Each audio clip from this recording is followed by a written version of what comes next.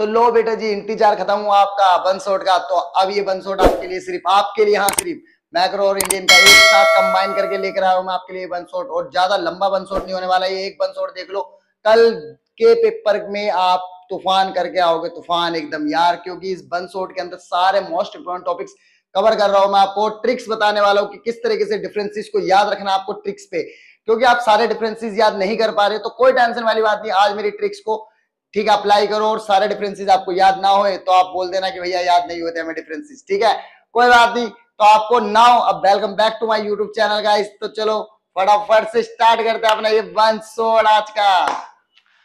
तो बेटा जी हमारा पहला टॉपिक है the circular flow of income. तो सर्कुलर फ्लो ऑफ इनकम देखो क्या होता है, सबसे पहले आप डायग्राम से समझो। सर्कुलर फ्लो ऑफ इनकम में बेटा क्या होता है, दो हमारे सेक्टर्स इन्वॉल्व होते हैं। एक हमारा सेक्टर जो होता है वो हाउस होल्ड होता है, दूसरा हमारा होता है फार्म, ठीक है। तो यहाँ पे क्या होता है बेटा जी, हाउस होल्ड क्या करता है, हाउस होल्ड सबसे पहले क्या देता है अपना लेबर, कैपिटल और लैंड और एंटरप्राइज। मतलब आपको फैक्टर जो प्रोडक्शन फैक्टर होते हैं वो हमें क्या देता है, फार्म को देता है हमारा हाउस होल्ड। हाउस होल्ड मतलब हम लोग, ठीक। और जब फार्म को ये सब मिलते हैं तो फार्म क्या करता है, उन सबकी मदद से गुड्स एंड सर्विस को प्रोड्यूस करता है, ओके। देन उसके बदले में, इन्हीं चीजों के बदले में वो क्या देता है इनको, वेजेस और प्रॉफिट और साथ में इंटरेस्ट वगैरह पेमेंट करता है। डन। तो चलो यहाँ पे क्या करा उसने, फैक्टर पेमेंट मतलब फैक्टर्स प्रोडक्शन फैक्टर के लिए क्या करा, पेमेंट्स कर दी उसने, किस फॉर्म में, वेजेस प्रॉफिट एंड इंटरेस्ट की फॉर्म में, ओके डन। और प्लस में क्या करा, इनकी मदद से गुड्स एंड सर्विस को भी प्रोड्यूस करा, क्लियर। देन वो ही गुड्स और सर्विस क्या करी, हाउस होल्ड ने कंजप्शन करी, कंजप्शन एंड फैक्टर पेमेंट्स। तो गुड्स और सर्विस पे क्या करा उन्होंने, जो भी उनको फैक्टर पेमेंट्स मिली थी जैसे कि लाइक आपके वेजेस प्रॉफिट एंड इंटरेस्ट, सारे के सारे उन्होंने क्या कर दिया, खर्च कर दिया उस पर, ठीक है डन। तो ये देखो इस तरीके से क्या हो रहा है, ये जो फैक्टर पेमेंट्स आई थी वो वापस से किसके पास चली गई, फार्म के पास चली गई as a form of consumption, okay. चलो अब जल्दी से इसकी डिफाइन देख लेते हैं, डिफाइन क्या हो सकते हैं। देखो मैंने एकदम वेरी सिंपल डिफाइन, मैंने इस डायग्रामेटिक तरीके से ही डिफाइन तैयार करी है यहाँ पे। अब ध्यान से समझो, सबसे पहले मीनिंग क्या है बेटा, household are the given their the factor service. Household क्या कर रहा है, अपनी फैक्टर सर्विस किसको दे रहा है, फार्म को दे रहा है, बिल्कुल दे रहा है। देखो यहाँ पे जैसे मैंने बताया, फार्म को क्या मिल रही है, हाउस होल्ड से फैक्टर सर्विसेज मिल रही है, जैसे लेबर, कैपिटल, लैंड और एंटरप्राइज मिल रही है, ओके। अब उसके कोरोस्पोंडिंग में क्या कर रहा है, फार्म क्या कर रहा है, उनको are the given factor payments. Firm उसके बदले में उनको क्या दे रहा है, फैक्टर पेमेंट्स दे रहा है, लाइक जैसे wages, interest and profit, okay. चलो उसके बाद देखो दूसरे पॉइंट में क्या बात होती है, दूसरा जो फेज आता है, दूसरे फेज में क्या हुआ, जो भी उनको पेमेंट्स मिली थी बेटा, उन्होंने गुड्स और सर्विस के ऊपर सारी पेमेंट्स क्या कर दी, अपनी कंजप्शन के रूप में खर्च कर दी, जैसे कि आपको दिख रहा है। तो बस वही मैंने यहाँ पे लिखा, firms are the produce goods and service. Firm ने क्या करा, गुड्स एंड सर्विस को प्रोड्यूस करा। देन उसी के कोरोस्पोंडिंग में हाउस होल्ड ने क्या करा, एक्सपेंडिचर कर दिया देयर टोटल पेमेंट्स, ठीक है, ऑन देम। जितनी भी गुड्स और सर्विस प्रोड्यूस करी थी फार्म ने, वो सारी गुड्स और सर्विस को खरीद लिया, ठीक है, सारी की सारी फैक्टर पेमेंट को खर्च करके किसने, हाउस होल्ड ने, ओके। और दिस इनकम इज कंटिन्यूअसली या continuing circular between the farm and household. और इस तरीके से क्या हो रहा है, जो इनकम हो रही है, ठीक है, वो फार्म और हाउस के मतलब फार्म और हाउस होल्ड के बीच में क्या हो रही है, कंटिन्यूअसली सर्कुलेट हो जा रही है, ठीक है। और यहाँ पे ध्यान से समझना है, इट इज कंटिन्यूअस प्रोसेस, ये कंटिन्यूअस प्रोसेस है, कभी भी रुकता नहीं है। And here is no saving, और यहाँ पे कोई भी सेविंग नहीं होती, बिकॉज जितनी भी पेमेंट होगी, जितनी पेमेंट मिली है हाउस होल्ड को, सारी की सारी पेमेंट क्या करनी पड़ती है, एक्सपेंडिचर करनी पड़ती है हाउस होल्ड को, ठीक है, गुड्स ऑफ सर्विस पे, ओके। तो चलो आई होप ये समझ में आ गया होगा, जल्दी से आप स्क्रीनशॉट लो आपके, ठीक है। चलो अब हमारा नेक्स्ट टॉपिक क्या है वो देखते हैं बेटा जी। हमारा सेकंड जो टॉपिक है वो है हमारा phases of circular flow of income. 3 phases होते हैं, ज्यादा टफ नहीं है, ठीक है, ध्यान से समझो। पहला फेज होता है हमारा प्रोडक्शन फेज, जिसके अंदर क्या होता है, इनकम जनरेट होती है, मतलब इनकम को जनरेट कर रहा है कौन, फार्म, ओके। सेकंड फेज होता है हमारा बेटा जी इनकम, ठीक है, इनकम मतलब यहाँ पे क्या हो रहा है, जो इनकम जनरेट की गई है यहाँ पे प्रोडक्शन फेज में, उसको बांटा जा रहा है, डिस्ट्रीब्यूट किया जा रहा है, ठीक है, बिटवीन ओनर्स या फिर मान लो हाउस होल्ड के बीच में, ओके। तो यहाँ पे डिस्ट्रीब्यूशन हो रहा है इनकम का सेकंड फेज के अंदर। थर्ड फेज में क्या हो रहा है बेटा, जो इनकम डिस्ट्रीब्यूट हुई है, मतलब वेजेस या प्रॉफिट या इंटरेस्ट की फॉर्म में जो मिली है हाउस होल्ड को, वो एक्सपेंडिचर कर रहे हैं, मतलब कंजप्शन कर रहे हैं उस इनकम को। देन इसी तरीके से ये इनकम वापस कहां चली जाएगी, प्रोडक्शन के पास चली जाएगी, मतलब फार्म के पास वापस चली गई, ठीक है। इस तरीके से गोल गोल क्या होता रहता है, घूमता रहता है। तो ये थे बेटा 3 फेजेस हमारे सर्कुलर फ्लो ऑफ इनकम के। नेक्स्ट टॉपिक हमारा है बेटा स्टॉक एंड फ्लो। तो स्टॉक और फ्लो क्या होता है, देखो आप ध्यान से समझो। यहाँ पे एक एग्जांपल है, ये बैंक है बेटा, ठीक है। इस बैंक में क्या हुआ, ये कुछ डिपोजिटर्स है जो जा रहे हैं यहाँ पे पैसा जमा करने। अब आपको खुद को पता है कि पैसा जब जमा करते हैं हम तो एक पर्टिकुलर डेट को जमा करते हैं, एक पर्टिकुलर फिक्स डेट पे जमा होता है, ओके। तो यहाँ पे क्या हुआ, as a particular point of time पे हमने क्या करा, पैसे को जमा करा। तो इसका मतलब स्टॉक क्या होता है, पर्टिकुलर पॉइंट ऑफ टाइम पे किसी भी चीज को मेजर करना स्टॉक कहलाता है, ओके डन।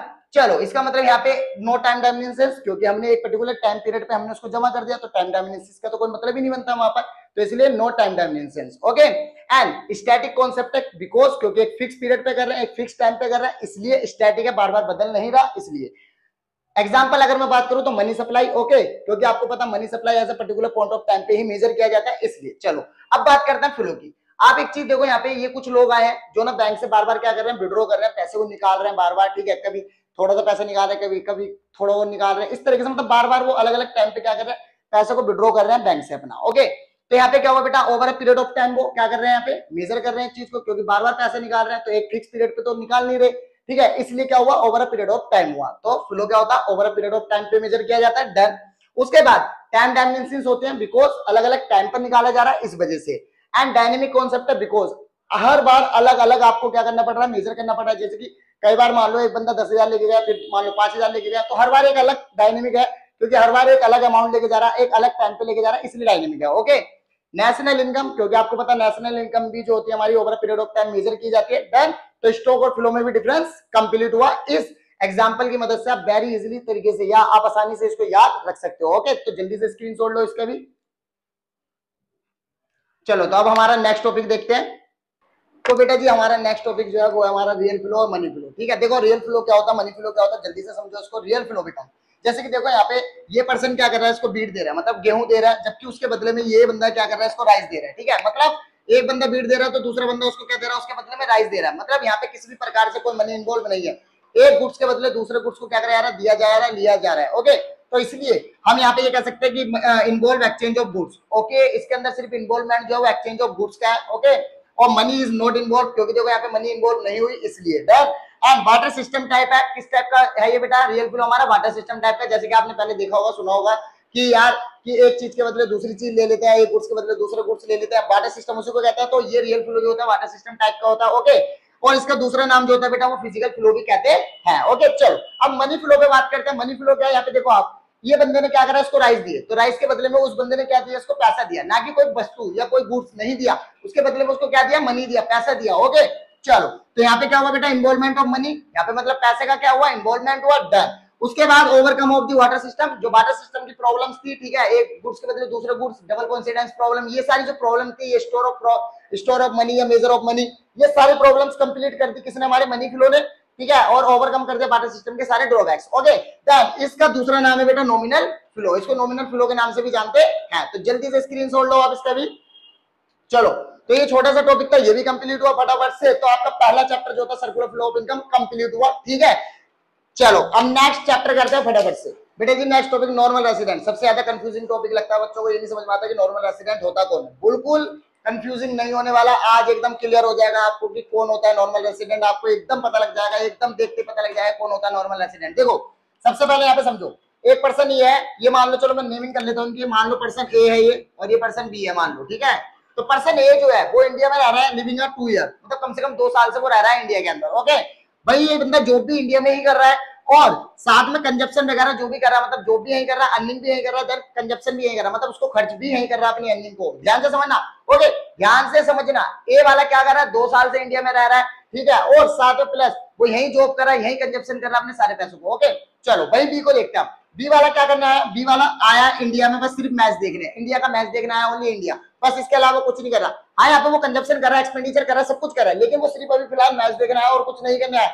अब ध्यान से समझो, अगर इन दोनों बंदों में से कौन नॉर्मल रेसिडेंट है उसके बारे में बात करते हैं। देखो आपको बता देता हूं, नॉर्मल रेसिडेंट वही पर्सन होगा जो इन 2 कंडीशंस को पूरा कर रहा है, और आप ही बताओगे कि कौन होगा इनमें से। पहले अ पर्सन और organisation live more than 1 year, मतलब जो बंदा कंट्री के अंदर 1 साल से ज्यादा रह रहा हो वो बंदा क्या कहलाता है, नॉर्मल रेसिडेंट कहलाता है। तो कौन रह रहा है यहाँ पे 1 साल से ज्यादा, बिल्कुल ए रह रहा है। तो पहली कंडीशन से कौन हुआ, नॉर्मल रेसिडेंट ए हुआ, क्योंकि ये तो बंदा सिर्फ मैच देखना है, डन, गुड। दूसरी कंडीशन क्या पूरी होनी चाहिए, दूसरी कंडीशन इकोनॉमिक इंटरेस्ट, जो इकोनॉमिक इंटरेस्ट है उस पर्सन का, उस ऑर्गेनाइजेशन का, वो भी लाई करना चाहिए कहां पर बेटा, सेम कंट्री में, उसी कंट्री में जिस कंट्री में वो रह रहा है, ये जिसका नॉर्मल रेसिडेंट है वो, ओके। ध्यान से समझो इकोनॉमिक इंटरेस्ट क्या होता है, बिल्कुल ये होता है बेटा कंजप्शन करना, ठीक है, देन जॉब करके अर्निंग करना, ये सारा का सारा जो होता है ये आपका इकोनॉमिक इंटरेस्ट होता है, ओके, डन। तो बस जो बंदा या जो ऑर्गेनाइजेशन इन 2 कंडीशंस को पूरा करता है वो नॉर्मल रेसिडेंट कहलाता है आपके देश का, ओके। ध्यान से समझ गया, चलो जल्दी से स्क्रीनशॉट लो, गुड। अब नेक्स्ट टॉपिक करते हैं फटाफट। बेटा जी नेक्स्ट टॉपिक यहाँ पर है ट्रांसफर इनकम और आपका फैक्टर इनकम। देखो क्या होता है ट्रांसफर इनकम और फैक्टर इनकम, ध्यान से समझना। यहाँ पे एक बच्चा है ये, ठीक है, मतलब ए, तो यहाँ पे क्या हो रहा है, इस बच्चे को नो रेंडरिंग हिज प्रोडक्टिविटी, उसको कोई भी अपनी प्रोडक्टिविटी को रेंडर नहीं करना पड़ा, मतलब अपनी जो प्रोडक्टिविटी उसकी काम करने की जो क्षमता है उसको बेचना नहीं पड़ रहा है या कुछ भी करना नहीं पड़ रहा, ठीक है। तो ध्यान से समझना, फिर भी उसको क्या मिल रहा है, पैसे मिल रहे हैं, मनी मिल रही है उसको, फिर भी बिना कोई काम करे भी पैसा मिल रहा है, बिल्कुल। तो इसका मतलब यहाँ पे ये हुआ ट्रांसफर इनकम जो होती है नो रेंडरिंग, मतलब विदाउट रेंडरिंग हिज सर्विस या हिज प्रोडक्टिविटी, बिना अपनी प्रोडक्टिविटी को रेंडर करे या बिना सेल करे ही आपको जो पैसा मिल जाए, ठीक है, लाइक जैसे कि गिफ्ट वगैरह मिल गई, पेंशन मिल गई, स्कॉलरशिप मिल गई, इस तरीके से, तो वो होती है आपकी ट्रांसफर इनकम। ओके चलो, अब यहाँ पे क्या हुआ, ये रिसिप्ट हो रही है बच्चे को, ठीक है, पैसा मिल रहा है बिना कुछ काम करे, रिसिप्ट हो रही है, इसका मतलब ये कौन सा कॉन्सेप्ट हुआ बेटा, रिसिप्ट कॉन्सेप्ट हुआ, लिख लो रिसिप्ट कॉन्सेप्ट हुआ। Okay, factor income, factor income में देखो बेटा, ये 24 एज का एक अडल्ट पर्सन है जो क्या कर रहा है बेचारा, बहुत मेहनत कर रहा है, काम कर रहा है, ठीक है, और अपनी सर्विस को रेंडर कर रहा है, मतलब अपनी सर्विस को सेल कर रहा है, अपनी प्रोडक्टिविटी को सेल कर रहा है, उसके बाद जाके उसको पैसा मिल रहा है। इसका मतलब फैक्टर इनकम तभी हो पाती है जब हम क्या करते हैं, अपने फैक्टर सर्विस को रेंडर करते हैं, तभी मिल पाती है। तो इसका मतलब रेंडरिंग इज प्रोडक्टिविटी या हिज फैक्टर सर्विस। ओके, ध्यान रखना। और ये एक अर्निंग कॉन्सेप्ट है, क्योंकि बंदा मेहनत करके कमा रहा है पैसे को, इसलिए अर्निंग कॉन्सेप्ट हुआ। ओके, तो दो डिफरेंस बहुत है। तीसरा डिफरेंस भी चलो मैं आपको बता देता हूं बेटा, ट्रांसफर इनकम जो होती है वन साइडेड इनकम होती है, क्योंकि एक बार मिलने के बाद इसको वापस नहीं किया जाता, वन साइडेड इनकम होती है तब की, जबकि ये वाली जो होती है no one sided income, two face या टू साइडेड इनकम होती है ये, ठीक है। क्योंकि इसमें क्या हो रहा है, आप खुद सोचो, आपको पहले अपने सर्विस को रेंडर करना पड़ रहा है, उसके बाद आपको पैसा मिल रहा है, इसलिए टू साइडेड हुआ, पर ये वन साइडेड है, आपको सिर्फ मिल रहा है। ओके चलो, उसके बाद आपको चलो एक और डिफरेंस बता देता हूं इसमें, ये बेटा आपकी एनएनपी, ठीक है, और एनडीपी, मतलब ना तो डोमेस्टिक और ना ही नेशनल इनकम, दोनों में से किसी में भी इंक्लूड नहीं होती। Okay, no included. वही अगर फैक्टर इनकम की मैं बात करूं तो बेटा ये दोनों में इंक्लूड होती है, नेशनल इनकम में भी इंक्लूड होती है और एनडीपी मतलब डोमेस्टिक इनकम, दोनों में इंक्लूड होती है। ओके चलो, जल्दी से स्क्रीनशॉट ले लो इसका भी। गुड, तो बेटा ये हमारे एक डिफरेंस था छोटा सा, ट्रांसफर और फैक्टर इनकम के बीच में, काफी इंपॉर्टेंट है, थोड़ा आने का चांस है, इसलिए मैंने आपको करा दिया। ओके चलो, तो बेटा जी हमारा जो नेक्स्ट टॉपिक है वो है हमारा final goods and intermediate goods. बहुत ही ज्यादा सिंपल है और काफी इंपॉर्टेंट भी आप लोगों के लिए, ध्यान से समझना। आपको मैं बता एक बात पहले बता देता हूँ कि देखो, कोई भी गुड जो होता है उसका कोई टाइप नहीं होता, एक्चुअल में ना उसका जो टाइप होता है वो डिपेंड करता है कि उसके यूज पे, कि आप यूज किस टाइप का कर रहे हो, किस चीज के लिए यूज करो, उस पर डिपेंड करता है उसका यूज। जो भी आप यूज करोगे उसी पे डिपेंड करेगा कि वो फाइनल गुड होगा या इंटरमीडिएट होगा। जैसे कि देखते हैं, चलो सबसे पहले देखो फाइनल गुड्स में milk for the self consumption, अगर आप दूध को खरीदते हो, ठीक है, फॉर अपनी सेल्फ कंजप्शन के लिए, ओके, तो ध्यान रखना वो आपका हो जाएगा फाइनल गुड्स। ओके, तो इसका मतलब फाइनल गुड्स क्या होते हैं, फॉर सेल्फ कंजप्शन के लिए, मतलब डायरेक्टली सेटिस्फैक्शन देता है किसको, कंज्यूमर को, तो ये डायरेक्टली सेटिस्फैक्शन करेंगे किसको, कंज्यूमर को। डन। चलो भाई, अगर मैं इंटरमीडिएट की बात करूं बेटा, तो इंटरमीडिएट लाइक इंटरमीडिएट का हम किस लिए यूज करते हैं, फर्दर प्रोडक्शन या फिर रीसेल के लिए। जैसे कि हमने दूध लिया, दूध खरीदा फॉर द स्वीट्स, मतलब मिठाइयां बनाने के लिए, या मान लो उसको जैसा लेकर आए वैसी के वैसे सेम बेचने के लिए दोबारा से, ठीक है। तो रीसेल या फर्दर प्रोडक्शन के लिए जब हम किसी प्रोडक्ट का यूज करते हैं तो वो इंटरमीडिएट गुड्स कहलाता है। Okay done. अब यहाँ पे देखो, ये वाले जो गुड्स होते हैं बेटा final ready to for the final user, ये रेडी रहते हैं एकदम फाइनल यूजर के लिए, मतलब फाइनल यूजर इनको डायरेक्टली यूज कर सकता है, ठीक।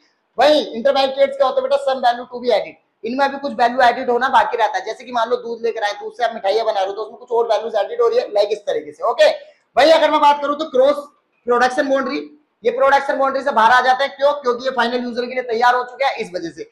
पर ये अभी with in the production boundary, क्योंकि अभी इससे क्या हो रहा है, दूसरा माल बन रहा है, इसलिए मतलब प्रोडक्शन हो रही है, इसलिए बाउंड्री के अंदर है अभी। ओके, प्रोडक्शन बाउंड्री के अंदर ये जो होता है फाइनल गुड्स इंक्लूड एनएनपी, मतलब नेशनल इनकम और डोमेस्टिक इनकम, दोनों में इंक्लूड होता है, पर ये किसी में भी इंक्लूड नहीं होते, ना तो नेशनल में ना ही डोमेस्टिक में। ओके, वेरी सिंपल डिफरेंस, अच्छे से याद कर लो, काफी इंपॉर्टेंट है और यही आपको पेपर में लिखना भी है। ओके डन, जल्दी से स्क्रीनशॉट लो। गुड, चलो तो अब नेक्स्ट डिफरेंस करते हैं, एक और इंपॉर्टेंट डिफरेंस है वो भी कराता हूं आपको जल्दी। बेटा जो हमारा नेक्स्ट डिफरेंस है वो है हमारा कंजप्शन गुड्स और कैपिटल गुड्स, जो कि एक फाइनल गुड्स के ही टाइप्स होते हैं, ये बात ध्यान रखना। ओके चलो, तो सबसे पहले मैं आपको बता देता हूँ, कंजप्शन गुड्स जो होता है बेटा वो डायरेक्टली सेटिस्फाई करता है हमारी बॉन्ड्स को, ओके, ह्यूमन बॉन्ड्स को, पर वही कैपिटल जो गुड्स है वो इनडायरेक्टली सेटिस्फाई करता है हमारी ह्यूमन बॉन्ड्स को। डन।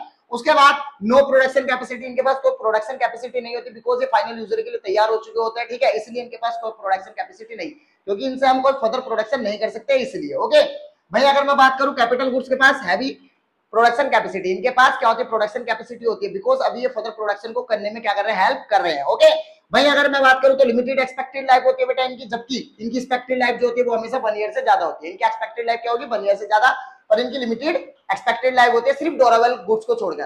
ध्यान रखना, कंजप्शन गुड्स के जो ड्यूरेबल गुड्स होते हैं ना, ठीक है, जैसे लाइक टीवी, फ्रिज, इनकी थोड़ी लाइफ ज्यादा होती है, पर बाकी सभी गुड्स की जो लाइफ होती है वो एक्सपेक्टेड, वो लिमिटेड होती है। ओके चलो, तो फटाफट से स्क्रीनशॉट लो इसका भी।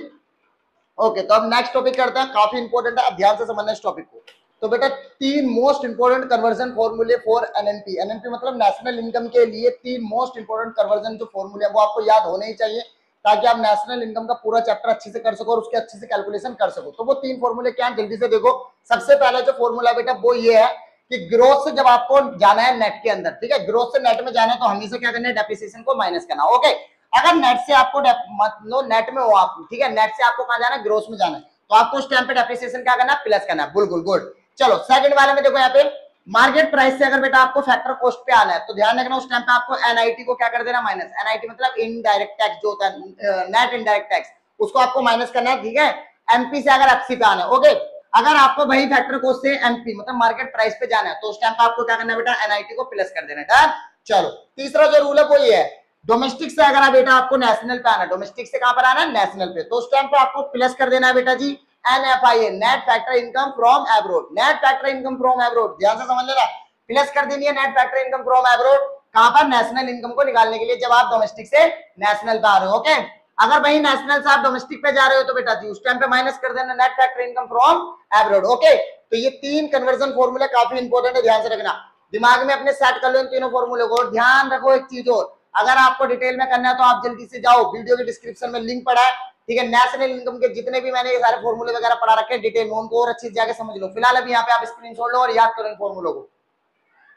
चलो तो आप जल्दी से आगे देखते हैं कि कौन कौन से हमारे जो इंपोर्टेंट नेशनल इनकम के फॉर्मूले रहने वाले हैं वो, ठीक है, क्योंकि देखो फॉर्मूलों को मैं यहाँ पे सोल्व नहीं कराऊंगा बेटा, बहुत ज्यादा लॉन्ग चली जाएगी चीजें फिर, ठीक है। तो आपको क्या करना है, इन फॉर्मूलों को सोल्व करने के लिए आप मेरे डिस्क्रिप्शन में जो लिंक है बेटा वीडियोस की, उन पे जाके फटाफट से देखो, ठीक है, उनको फोकस करके, ज्यादा बड़ी बड़ी वीडियोस नहीं, 8-8 10-10 मिनट की वीडियोस आप इजीली उनको कर सकते हो। ओके, चलो तो आप जल्दी से करते हैं और आगे कि कौन कौन से फॉर्मूले नेशनल इनकम को निकालने के लिए, कैलकुलेट करने के लिए। ओके, ये तीन फॉर्मूले आपके हैं नेशनल इनकम को कैलकुलेट करने के लिए। सबसे पहला जो है वो आपका है वैल्यू एडेड मेथड, ये प्रोडक्ट मेथड। ओके, दूसरा आपका इनकम मेथड और एक्सपेंडिचर मेथड। ये तीन फॉर्मूले हैं बेटा आपके, तीन मेथड है मतलब एक तरीके से, ठीक है, जो नेशनल इनकम को कैलकुलेट करते हैं। ओके, और इन तीनों मेथड्स की जो सॉल्यूशन है, लिंक है, वो मैंने आपको डिस्क्रिप्शन में दे दिया, आप जल्दी से आकर उसको देख लो, एक एक मेथड आप अच्छे से समझ लो। ओके, चलो अब ना कई बार पेपर में प्रिकॉशंस पूछी जाते हैं, तो ध्यान से समझो, मैं आपको ऐसी प्रिकॉशंस बता रहा हूं जो तीनों मेथड में आपकी क्या हो जाएंगी, काम करेंगी।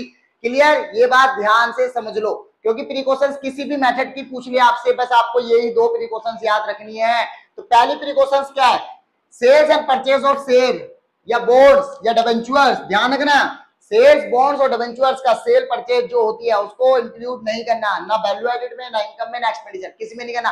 तीनों के लिए ही ये कॉमन प्रिकॉशन होती है। ओके, उसके बाद sale and purchase of second hand goods, और जो सेकंड हैंड गुड्स होते हैं, जैसे कि हम पुराने गुड्स किसी को बेच देते हैं या खरीद लेते हैं, उसको भी इंक्लूड नहीं करते, तीनों में से किसी भी मेथड में इंक्लूड नहीं करना। ओके, ये दो कॉमन प्रिकॉशंस है, जल्दी से याद कर लो इन दोनों कॉमन प्रिकॉशंस को, क्योंकि कल आने वाली है प्रिकॉशंस एक किसी मेथड की, तो उसमें बस आपको यही दो प्रिकॉशंस लिखनी है। ओके, चलो जल्दी से स्क्रीनशॉट लो, ठीक है, और इन मेथड्स को जाके जल्दी से डिस्क्रिप्शन में जो लिंक है उन पे जाके वीडियोस को देखो पूरा और फटाफट कवर करो।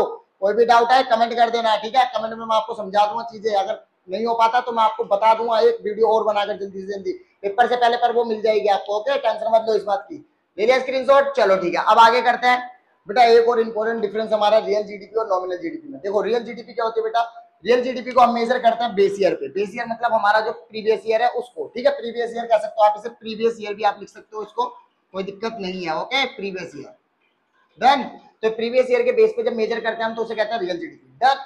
वही नॉमिनल जीडीपी जो होती है बेटा वो करंट ईयर के बेस पे मेजर करते हैं, मतलब गिवन ईयर जो होता है, जैसे कि अभी हमारा 2025 चल रहा है, तो 2025 के बेस पे अगर हम मेजर करते हैं जीडीपी को तो वो हमारे लिए होगी नॉमिनल जीडीपी। ओके, वही अगर मैं बात करूं तो हमारी जो रियल जीडीपी होती है वो इफेक्टेड होती है बेटा change in physical output, change in physical output से इफेक्ट होती है कि मतलब कितना चेंज आया फिजिकल आउटपुट में, उससे इफेक्टेड होती है आपकी रियल जीडीपी। वहीं हमारी नॉमिनल जो होती है वो चेंज इन प्राइस, की प्राइस में जो चेंज आया उसकी वजह से। तो यहाँ पे ना इसलिए हम ये कह सकते हैं कि हमारी रियल जीडीपी ज्यादा अच्छा कंपैरिजन दिखाती है, ठीक है, दूसरे इकोनॉमी से, क्योंकि हमारी ये रियल जीडीपी इसलिए होती अच्छी इसलिए होती है, मतलब आप ये मान लो कि फिजिकल आउटपुट में, क्योंकि अब यहाँ देखो नॉमिनल तो क्या है, प्राइस अगर बढ़ गया, ठीक है, तो ये भी बढ़ जाएगी, ठीक, पर फिजिकल आउटपुट तो कुछ भी नहीं बढ़ा, तो इसलिए थोड़ी सही नहीं होती, ठीक है। इसलिए हमारे लिए जो बेटर कंपैरिजन के लिए अगर हमें यूज करना चाहिए तो रियल जीडीपी का यूज करना चाहिए। ओके, अब यहाँ पे देखो जीडीपी डिफ्लेक्टर की बात करते हैं, जीडीपी डिफ्लेक्टर, जीडीपी डिफ्लेक्टर के क्वेश्चंस मैंने करा रखे हैं, वीडियो की लिंक आपको मिल जाएगी डिस्क्रिप्शन में, वहां जाके देख लेना कैसे सोल्व होंगे। बाकी मैंने फॉर्मूला यहाँ पे बता दिया जीडीपी डिफ्लेक्टर का बेटा, nominal GDP divided by real GDP multiply by 100। Okay, और ये सारी चीजें आपको लगभग गिवन ही होगी पेपर के अंदर, तो कोई दिक्कत वाली बात नहीं है, आराम से सोल्व हो जाएगा। डन। तो ये जीडीपी डिफ्लेक्टर का फॉर्मूला है। ओके, क्वेश्चंस करने हैं तो जाओ, डिस्क्रिप्शन में लिंक दे रखा है, उस पर जाके करो। ओके, तो स्क्रीनशॉट लो जल्दी से। चलो ठीक है, नेक्स्ट टॉपिक करते हैं। तो बेटा जी एक नेक्स्ट इंपॉर्टेंट, बहुत इंपॉर्टेंट टॉपिक है, मोस्ट इंपॉर्टेंट, जीडीपी और वेलफेयर के बीच में एक रिलेशनशिप क्या होती है वो बात करनी है। ठीक है, तो देखो जीडीपी और हमारे जो वेलफेयर होता है उसके बीच में एक बहुत अच्छी रिलेशनशिप होती है। सबसे पहले तो मैं आपको बता देता हूँ, जितनी ज्यादा हायर जीडीपी होगी उतने ही ज्यादा ध्यान रखना सोसाइटी का वेलफेयर होता है। पर इस चीज को, जो ये इमेज है कि higher GDP always higher welfare, ऐसा जो है ये इमेज थोड़ी सी बिलर पड़ जाती है, थोड़ी सी बिलर हो जाती है। कब बिलर होती है? देखो कुछ रीजंस की वजह से ये बिलर पड़ जाती है ये इमेज, तो ध्यान रखना। जो ये इमेज है बेटा हायर जीडीपी शो करती है higher welfare of the society, ध्यान से समझना। ठीक है, ये इमेज बिलर पड़ जाती है। ये इमेज कब बिलर पड़ती है? पहला कारण, जब डिस्ट्रीब्यूशन ऑफ इनकम जो है वो अनइक्वल हो जाए। डिस्ट्रीब्यूशन ऑफ इनकम क्या हो जाए? अनइक्वल। और आपको पता ही है हमारे इंडिया के तो अंदर अनइक्वल है डिस्ट्रीब्यूशन ऑफ इनकम, है ना। तो डिस्ट्रीब्यूशन ऑफ इनकम जब हो जाए अनइक्वल, मतलब कुछ लोगों के पास तो बहुत ज्यादा पैसा, बहुत ज्यादा, कुछ लोगों के पास पैसा ही नहीं है या बहुत कम इनकम है उनकी, इस तरीके से जब डिस्ट्रीब्यूशन हो जाए हमारी इनकम का क्या बिल्कुल अनइक्वल, तो उस समय पे समझ लो हमारी जीडीपी जो है वो हायर वेलफेयर देने वाली नहीं है। हायर जीडीपी हो सकती है पर वेलफेयर हायर हो ऐसा पॉसिबल नहीं है। ओके, चलो उसके बाद चेंज इन प्राइस।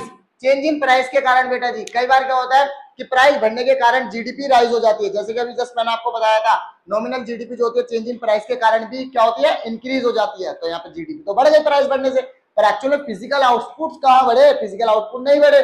तो फिजिकल आउटपुट बढ़े ही नहीं तो कंजप्शन तो हो ही नहीं रही ना, लोग कंजप्शन कर ही नहीं रहे।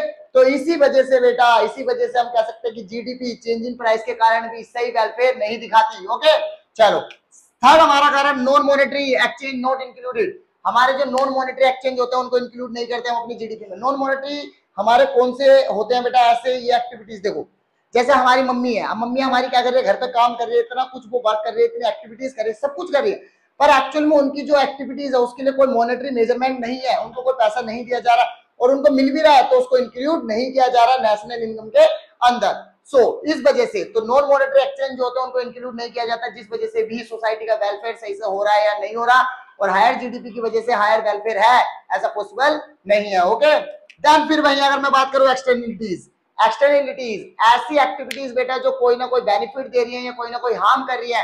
ठीक है, किसी भी इंडिविजुअल की हो सकती है, किसी भी ऑर्गेनाइजेशन की एक्टिविटी हो सकती है, ये जो हमें हार्म कर रही है, हमें बेनिफिट कर रही है। ठीक, और ये दो तरीके की एक्सटर्नलिटीज होती है बेटा हमारी, नेगेटिव और पॉजिटिव। देखो नेगेटिव कब होगी? जब किसी इंडिविजुअल या किसी ऑर्गेनाइजेशन की कोई एक्टिविटी क्या कर रही हो, हमें हार्म कर रही हो, तो वो नेगेटिव हो गई हमारे लिए। ठीक है, नेगेटिव एक्सटर्नलिटीज हो गई।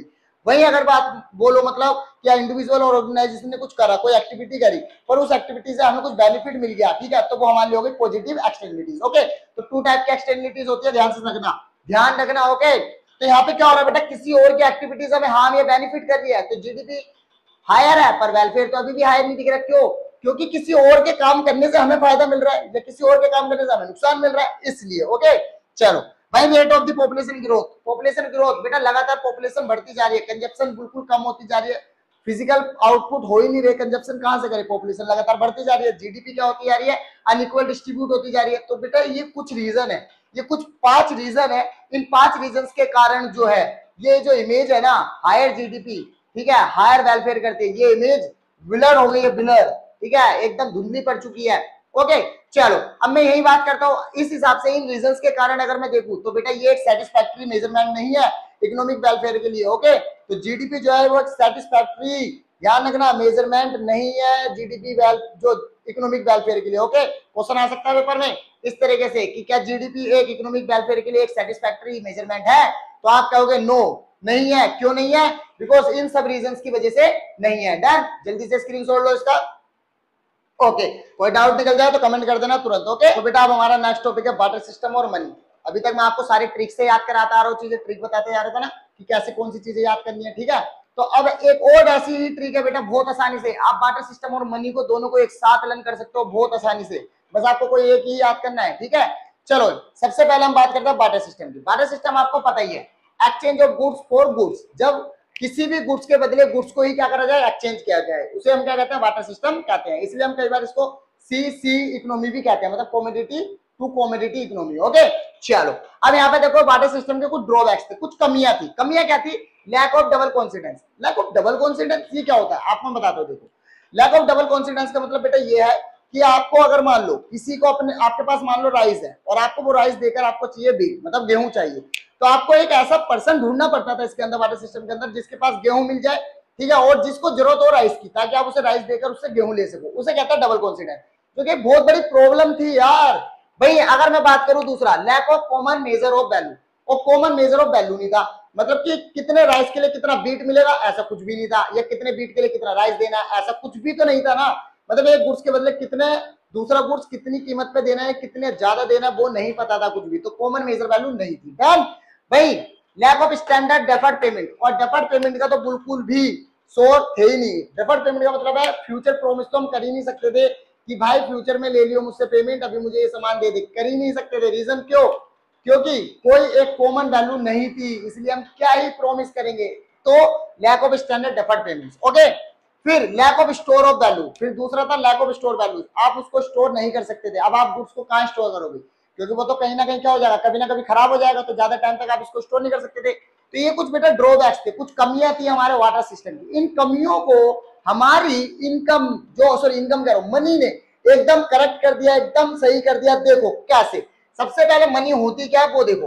Money anything, money is bought anything. Money कुछ भी हो सकती है, कुछ भी हो सकती है, एक कागज, एक लोहा, एक पत्थर, कुछ भी हो सकती है मनी। बस सिर्फ इज बॉट लो, जिसे लो बस हमारा क्या कह दे, एक बार मनी कह दे। बस कोई भी चीज हो, बस अगर हमारे लो ने कह दिया ना कि ये मनी है तो वो मनी है। ओके, तो मनी बस यही होता है। तो मनी कुछ नहीं होती, एनीथिंग है, जिसे लोग कहते हैं मनी, वही आपका पैसा है। ओके, ध्यान से समझो। अब मनी के दो फंक्शंस हैं, primary function, secondary function. Primary function में सबसे पहला जो लैक ऑफ डबल कॉन्सिडेंस था, इस वाले ड्रॉबैक्स को खत्म कर दिया हमारे किसने, मनी ने। मतलब as a medium of exchange बनकर। क्लियर, मीडियम ऑफ एक्सचेंज लिखो अपने आप जल्दी से। फिर दूसरा प्राइमरी फंक्शन में हमारा यहाँ पे क्या था, कॉमन मेजर वैल्यू नहीं थी। अब हमारी मनी ने क्या करा, एक कॉमन मेजर वैल्यू दे दी। सेकंड लिखो फटाफट, तो सेकंड हमारा ड्रॉबैक खत्म हुआ। गुड। सेकेंडरी फंक्शंस में कौन से आते हैं, दो फंक्शन। देखो एक स्टैंडर्ड डिफर्ड पेमेंट का लैक था ना पहले, पर अब पॉसिबल था, possible standard deferred payment. Okay, secondary function किसका, मनी का। लिखो जल्दी से। सेकेंडरी फंक्शन में एक और, ठीक है, लैक ऑफ स्टोर वैल्यू था ना यहाँ पे एक प्रॉब्लम, इसको भी खत्म कर दिया। अब हमारे पास क्या था, स्टोर ऑफ वैल्यू की प्रॉब्लम खत्म थी। तो स्टोर ऑफ वैल्यूज हम कर सकते थे, क्योंकि अब हम अपना पैसा इकट्ठा करके रख सकते थे फ्यूर या मान लो फॉर द फ्यूचर पेमेंट्स या फॉर द फ्यूचर यूज, इस तरीके से। ओके, तो ध्यान से लिखो इसे भी। गुड, तो जल्दी से स्क्रीनशॉट लो, और जो चार फंक्शंस मैंने आपको बताया वो आपने लिख ही लिए हैं, तो याद कर लेना। ठीक है, ये हो गया खत्म आपका मनी। ओके चलो, तो अब हमें करना है नेक्स्ट टॉपिक। तो बेटा अब हमारा नेक्स्ट टॉपिक है मनी सप्लाई। बहुत इंपॉर्टेंट टॉपिक है, ध्यान से समझना, 2 मार्क्स में काफी ज्यादा पूछा जाता है। तो देखो मनी सप्लाई, मनी सप्लाई क्या होता है बेटा, कि total volume of money, total volume of money, ध्यान रखना, टोटल पूरा का पूरा वॉल्यूम बोल रहा हूं मैं मनी का, जितना भी पैसा है टोटल है। ओके, हैंड बाय पब्लिक, सारा का सारा पैसा जो भी किसके पास है, पब्लिक के पास है। पब्लिक मतलब हम लोग यार। Okay, at a particular point of time, वो भी कब होना चाहिए वो पैसा पब्लिक के पास, पर्टिकुलर पॉइंट ऑफ टाइम पर, उसे हम कहते हैं money supply. Okay, money supply जो है कॉन्सेप्ट है, कौन सा, stock concept, because particular point of time पे मेजर कर रहे हैं, तो ऑब्वियसली बात है यार स्टॉक कॉन्सेप्ट हुआ। ठीक है चलो, कंपोनेंट्स क्या है मनी सप्लाई के, मनी सप्लाई का कंपोनेंट है बेटा करेंसी विद पब्लिक। जो भी पैसा पब्लिक के पास है वो सारा का सारा पैसा आपका, ठीक है, मनी सप्लाई में काउंट होता है। डन। फिर दूसरा demand deposit with the bank, demand deposit जो भी बैंक के पास है सारा का सारा वो भी इसमें क्या होगा, इंक्लूड होगा। तो ये दो बड़े कंपोनेंट है हमारे किसके, मनी सप्लाई के। डन। और यहाँ पे डिफाइनेंस की, और ये हमारे स्टॉक कॉन्सेप्ट होता है। ये चीजें थोड़ी याद रखनी है आपको मनी सप्लाई के बारे में। ओके क्लियर, जल्दी से स्क्रीनशॉट लो। चलो ठीक है, अब नेक्स्ट टॉपिक करते हैं। तो बेटा जी हमारा नेक्स्ट टॉपिक है सेंट्रल बैंक के फंक्शंस। काफी इंपॉर्टेंट है, ध्यान से समझो कि सेंट्रल बैंक के फंक्शंस क्या होते हैं, कौन से होते हैं। ओके, सबसे पहला फंक्शन जो होता है सेंट्रल बैंक का बेटा वो होता है करेंसी अथॉरिटी और बैंक ऑफ इशू। मतलब करेंसी अथॉरिटी बोलो या फिर उसका दूसरा नाम जो है बेटा वो है बैंक ऑफ इशू। ओके, आप ध्यान से समझना इसमें करता है क्या है। मतलब करेंसी ऑफ अथॉरिटी के अंदर जो हमारा आरबीआई है, मतलब सेंट्रल बैंक है हमारा इंडिया का, वो करेंसी को, ठीक है, सर्कुलेट करने की मदद करता है और यूनिफॉर्मिटी लाने का काम करता है, ठीक है, करेंसी सर्कुलेशन के अंदर। ओके, और साथ में पूरी की पूरी गवर्नमेंट पे या मान लो बैंक्स के ऊपर ये क्या करता है, इसकी मदद से कंट्रोल कर पाता है। और करेंसी अथॉरिटी का मतलब ये भी है कि बेटा जो भी नोट वगैरह छपेंगे, ठीक है, वो सारे नोट कौन छापेगा आपके, यस आरबीआई, आपका सेंट्रल बैंक। तो ये तीन बड़े फंक्शन है आपके जो करेंसी अथॉरिटी के अंदर आते हैं। एक तो यूनिफॉर्मिटी लाता है, ठीक है, सर्कुलेशन ऑफ मनी में, उसके बाद गवर्नमेंट और बैंकों को कंट्रोल करता है इसकी मदद से, प्लस नोट छापने का काम करता है, मतलब जो भी नोट इशू करेगा वो यही करेगा। डन। चलो सेकंड जो फंक्शन है बेटा वो बैंकर टू दी गवर्नमेंट। हमारा जो आरबीआई है बेटा मतलब सेंट्रल बैंक है, वो एक तरीके से बैंकर होता है गवर्नमेंट के लिए। बैंकर कैसे, वो क्या करता है गवर्नमेंट को बेटा एज अ पैसा देता है, लोन देता है, ठीक है, ध्यान रखना, क्या देता है, लोन देता है, लोन। ठीक, अगर गवर्नमेंट को कोई भी चीज की जरूरत पड़ती है, किसी भी पैसे की जरूरत पड़ती है, तो उस टाइम पे वो आरबीआई उसे क्या करता है, लोन फाइनेंस करके देता है। ओके भाई, वो गवर्नमेंट का जो भी पेमेंट या रिसिप्ट हो रही है, ठीक है, वो सारी की सारी जो कंट्रोल होता है, सारी की सारी जो डिटेल होती है, वो भी आपके सेंट्रल बैंक के पास ही होती है, वो ही रखता है। ओके, तो इस तरीके से वो क्या रहता है, बैंकर टू दी गवर्नमेंट होता है, और साथ में वो गवर्नमेंट को कई बार फाइनेंशियल एडवाइस भी देता है। डन। तो ये तीन फंक्शन इसके अंदर आते हैं। ओके चलो, अब bankers bank and supervisor, bankers का भी बैंक होता है, उसका सुपरवाइजर भी होता है। कैसे, मतलब हमारा जो सेंट्रल बैंक है बेटा वो सभी कमर्शियल बैंकों पे क्या करता है, कंट्रोल करता है, उन पर नजर रखता है। तो सुपरवाइजिंग कर रहा है, उन पर नजर रख रहा है, क्योंकि ठीक है उन पे ये नजर रखता है वो कि कितना मनी सप्लाई कर रहे हैं, कितना क्रेडिट क्रिएशन कर रहे हैं उस चीज को लेकर। तो ये क्या हो जाए एक तरीके से सुपरविजन। ओके, सुपरवाइजरिंग करना। बैंकर्स कैसे है बैंकों के लिए, क्योंकि उनको फाइनेंशियल एडवाइस देता है, ठीक है, किसी भी मुसीबत आने पे, और कई बार उनको क्या करता है, लोन वगैरह देता है। क्लियर, इसलिए वो बैंकर भी हुआ बैंकों का। ओके भाई, अगर मैं बात करूं फोर्थ, कंट्रोल और money supply and credit. Controller है किसका, मनी सप्लाई और क्रेडिट का। अब ये जो कंट्रोल करता है मनी सप्लाई और क्रेडिट को बेटा, ये अपने मॉनेटरी पॉलिसीज की मदद से करता है। मॉनेटरी पॉलिसीज जैसे कि आपका repo rate, reverse repo rate, ठीक है, ये सब जो आपके होते हैं मॉनेटरी पॉलिसीज होती है हमारी आरबीआई की बेटा, इन सबका यूज करके आपका आरबीआई क्या करता है, कंट्रोल करता है मनी सप्लाई और क्रेडिट क्रिएशन को मार्केट के अंदर। देन चलो, तो जल्दी से स्क्रीनशॉट लो अब इनके फंक्शंस का। क्लियर, अब जो मैंने इनके अंदर अंदर जो फंक्शंस बताया उनको लिख लेना साथ साथ, ठीक है, सुन सुन के लिख लेना कि किसके अंदर क्या फंक्शन आता है। काफी इंपॉर्टेंट है क्योंकि पेपर में थोड़ा एक्सप्लेन करना होता है इस वजह से। ओके चलो नेक्स्ट टॉपिक करते हैं। तो हमारा जो नेक्स्ट टॉपिक है वो है हमारा एक्सेस डिमांड और डिफिसिट डिमांड, या एग्रीगेट सप्लाई या एग्रीगेट डिमांड। ओके चलो ध्यान से समझते हैं एग्रीगेट डिमांड और एग्रीगेट सप्लाई होती क्या, ठीक है, और एक्सेस डिमांड और डिफिसिट डिमांड क्या होती है। देखो ध्यान से समझना, एग्रीगेट डिमांड जो टोटल डिमांड होती है बेटा मार्केट के अंदर, टोटल डिमांड मतलब किसी भी चीज को, पर्टिकुलर चीज को लेकर टोटल डिमांड क्या है मार्केट के अंदर, उसे हम कहेंगे एग्रीगेट डिमांड। टोटल सप्लाई की जो गुड्स और सर्विस की टोटल सप्लाई कितनी है मार्केट के अंदर, ठीक है, at a point of time, एक गिवन पॉइंट मतलब एक गिवन टाइम पर, वो हमारा कहलाएगा एग्रीगेट सप्लाई। देन अब एग्रीगेट सप्लाई और एग्रीगेट डिमांड में कुछ कॉन्सेप्ट है बेटा, एक्सेस डिमांड और डिफिसिट डिमांड, उनको हम करते हैं क्योंकि वो हमारे लिए ज्यादा इंपॉर्टेंट है। देखो यहाँ पे सबसे पहले मैं बात करता हूँ, यहाँ पे दो सिचुएशंस क्रिएट होती हैं। ओके, दो सिचुएशन में सबसे पहले जो सिचुएशन है बेटा वो है आपकी एग्रीगेट डिमांड ग्रेटर देन है किससे, एग्रीगेट सप्लाई से। Okay at a given time, ठीक है, ध्यान रखना गिवन पीरियड ऑफ टाइम में। ओके एग्रीगेट डिमांड किससे ज्यादा है, एग्रीगेट सप्लाई। गुड, तो ऐसी कंडीशन को हम कहते हैं एक्सेस डिमांड। क्या कहते हैं ऐसी कंडीशन को, एक्सेस डिमांड। तो मतलब आपको एक छोटा सा ये याद करना है बस बाबू, अगर आपको ये याद हो गया एग्रीगेट डिमांड ग्रेटर है किससे, एग्रीगेट सप्लाई से, इतना सही तो याद करना है, तो आपको पूरी डिफाइन याद हो जाएगी किसकी, एक्सेस डिमांड की। गोल गोल, बस अब आपको इसको लिखना ही तो है कि a situation in which aggregate demand is greater than aggregate supply is called क्या, एक्सेस डिमांड। हो गई यार डिफाइन, बस सिंपल। चलो अब दूसरी कंडीशन, दूसरी सिचुएशन क्या है हमारी बेटा, सिचुएशन सेकंड, जिसके अंदर एग्रीगेट डिमांड जो है, एग्रीगेट डिमांड जो है वो लेस देन है बेटा किससे, एग्रीगेट सप्लाई से, एग्रीगेट सप्लाई से लेस देन है। ध्यान से समझो, देखो लेस देन का सिंबल है ना, ये लेस देन है, कम है। ओके तो ऐसी कंडीशन या ऐसी सिचुएशन को हम कहते हैं deficit demand, deficit demand. Okay तो अब इसको कैसे लिखोगे, वैसे ही सेम एग्रीगेट, या आप ऐसे कह सकते हो situation in beach aggregate demand is lesser than या लेस देन किससे, aggregate supply, so it's called deficit demand. हो गई डिफाइन याद, तो बस आपको ये याद करना, डिफाइन तो वैसे याद हो जाएगी। ओके चलो ठीक है। अच्छा चलो अब इनके इफेक्ट देखते हैं कि इनके इम्पैक्ट क्या पड़ते हैं बेटा, ठीक है, किस चीज पे किसका क्या इम्पैक्ट पड़ता है। एक्सेस डिमांड का क्या इम्पैक्ट पड़ेगा, देखो सबसे पहले एक्सेस डिमांड का इम्पैक्ट पड़ता है सबसे पहले क्या, इन्फ्लेशनरी गैप। एक एक्सेस डिमांड जब आती है तो उस टाइम पे वो मार्केट में एक इन्फ्लेशनरी गैप क्रिएट कर देती है, इन्फ्लेशनरी गैप क्रिएट कर देती है।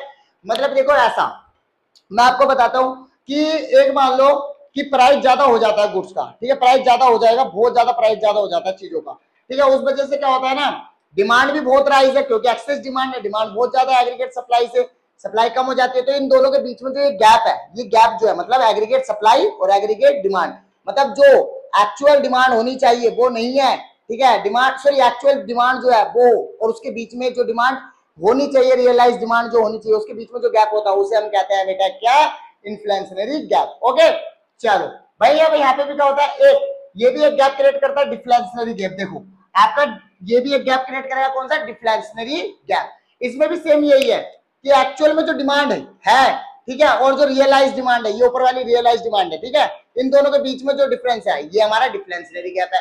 मतलब यहाँ पे क्या होता है बेटा, देखो इसमें एक्चुअल डिमांड ज्यादा हो जाती है, ठीक है, रियलाइज डिमांड से इन्फ्लेशनरी गैप बनेगा। ओके, पर यहाँ पे क्या होता है, एक्चुअल डिमांड कम हो जाती है किसके मुकाबले, रियलाइज डिमांड के मुकाबले, तो इस वजह से डिफ्लेशनरी गैप क्रिएट होता है। डन, चलो ओके। अब देखो आपको मैं ग्राफ देख रहा, ग्राफ आपका शो हो रहा है स्क्रीन पे, आप देख लो ग्राफ जो आ रहा है उसके अकॉर्डिंग भी आप समझ सकते हो, कोई प्रॉब्लम नहीं है।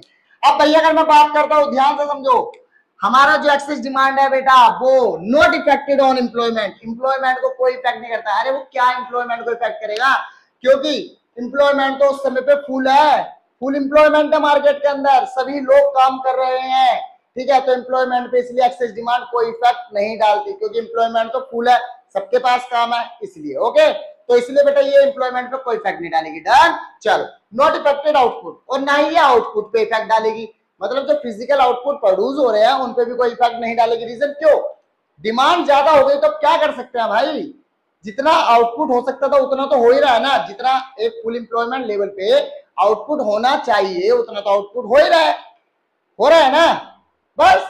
तो सिंपल सी चीज है भाई, फिर तो आउटपुट पर कोई असर पड़ने की बात ही नहीं है। तो इसलिए बेटा एक्सेस डिमांड, ठीक है, ना तो आपके एम्प्लॉयमेंट पे इफेक्ट डालती है और ना ही आपके फिजिकल आउटपुट पे। ओके, बस ये इफेक्ट डालते थे किस पे, चेंज इन प्राइस पे। चेंज इन प्राइस देखो इन्फ्लेशनरी गैप क्रिएट हो रहा है, किसकी वजह से हो रहा है, प्राइस इंक्रीज की वजह से, ठीक है, तो प्राइस इंक्रीज हो रहा है तो चेंज इन प्राइस पे इफेक्ट आता है इसका, इंक्रीजिंग प्राइस। ओके, लिख लेना ये।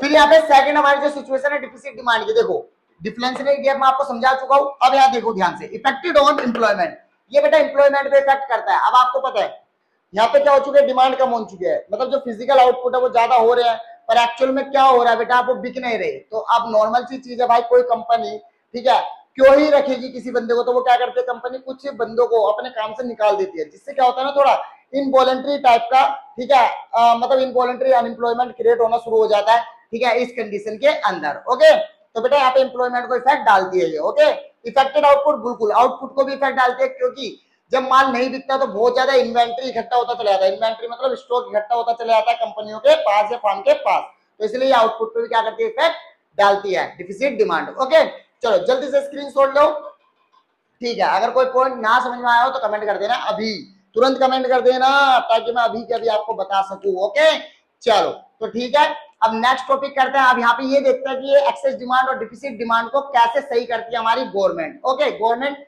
अपने इंस्ट्रूमेंट कैसे यूज करती है इसके अंदर, वो जल्दी से देख लेते हैं।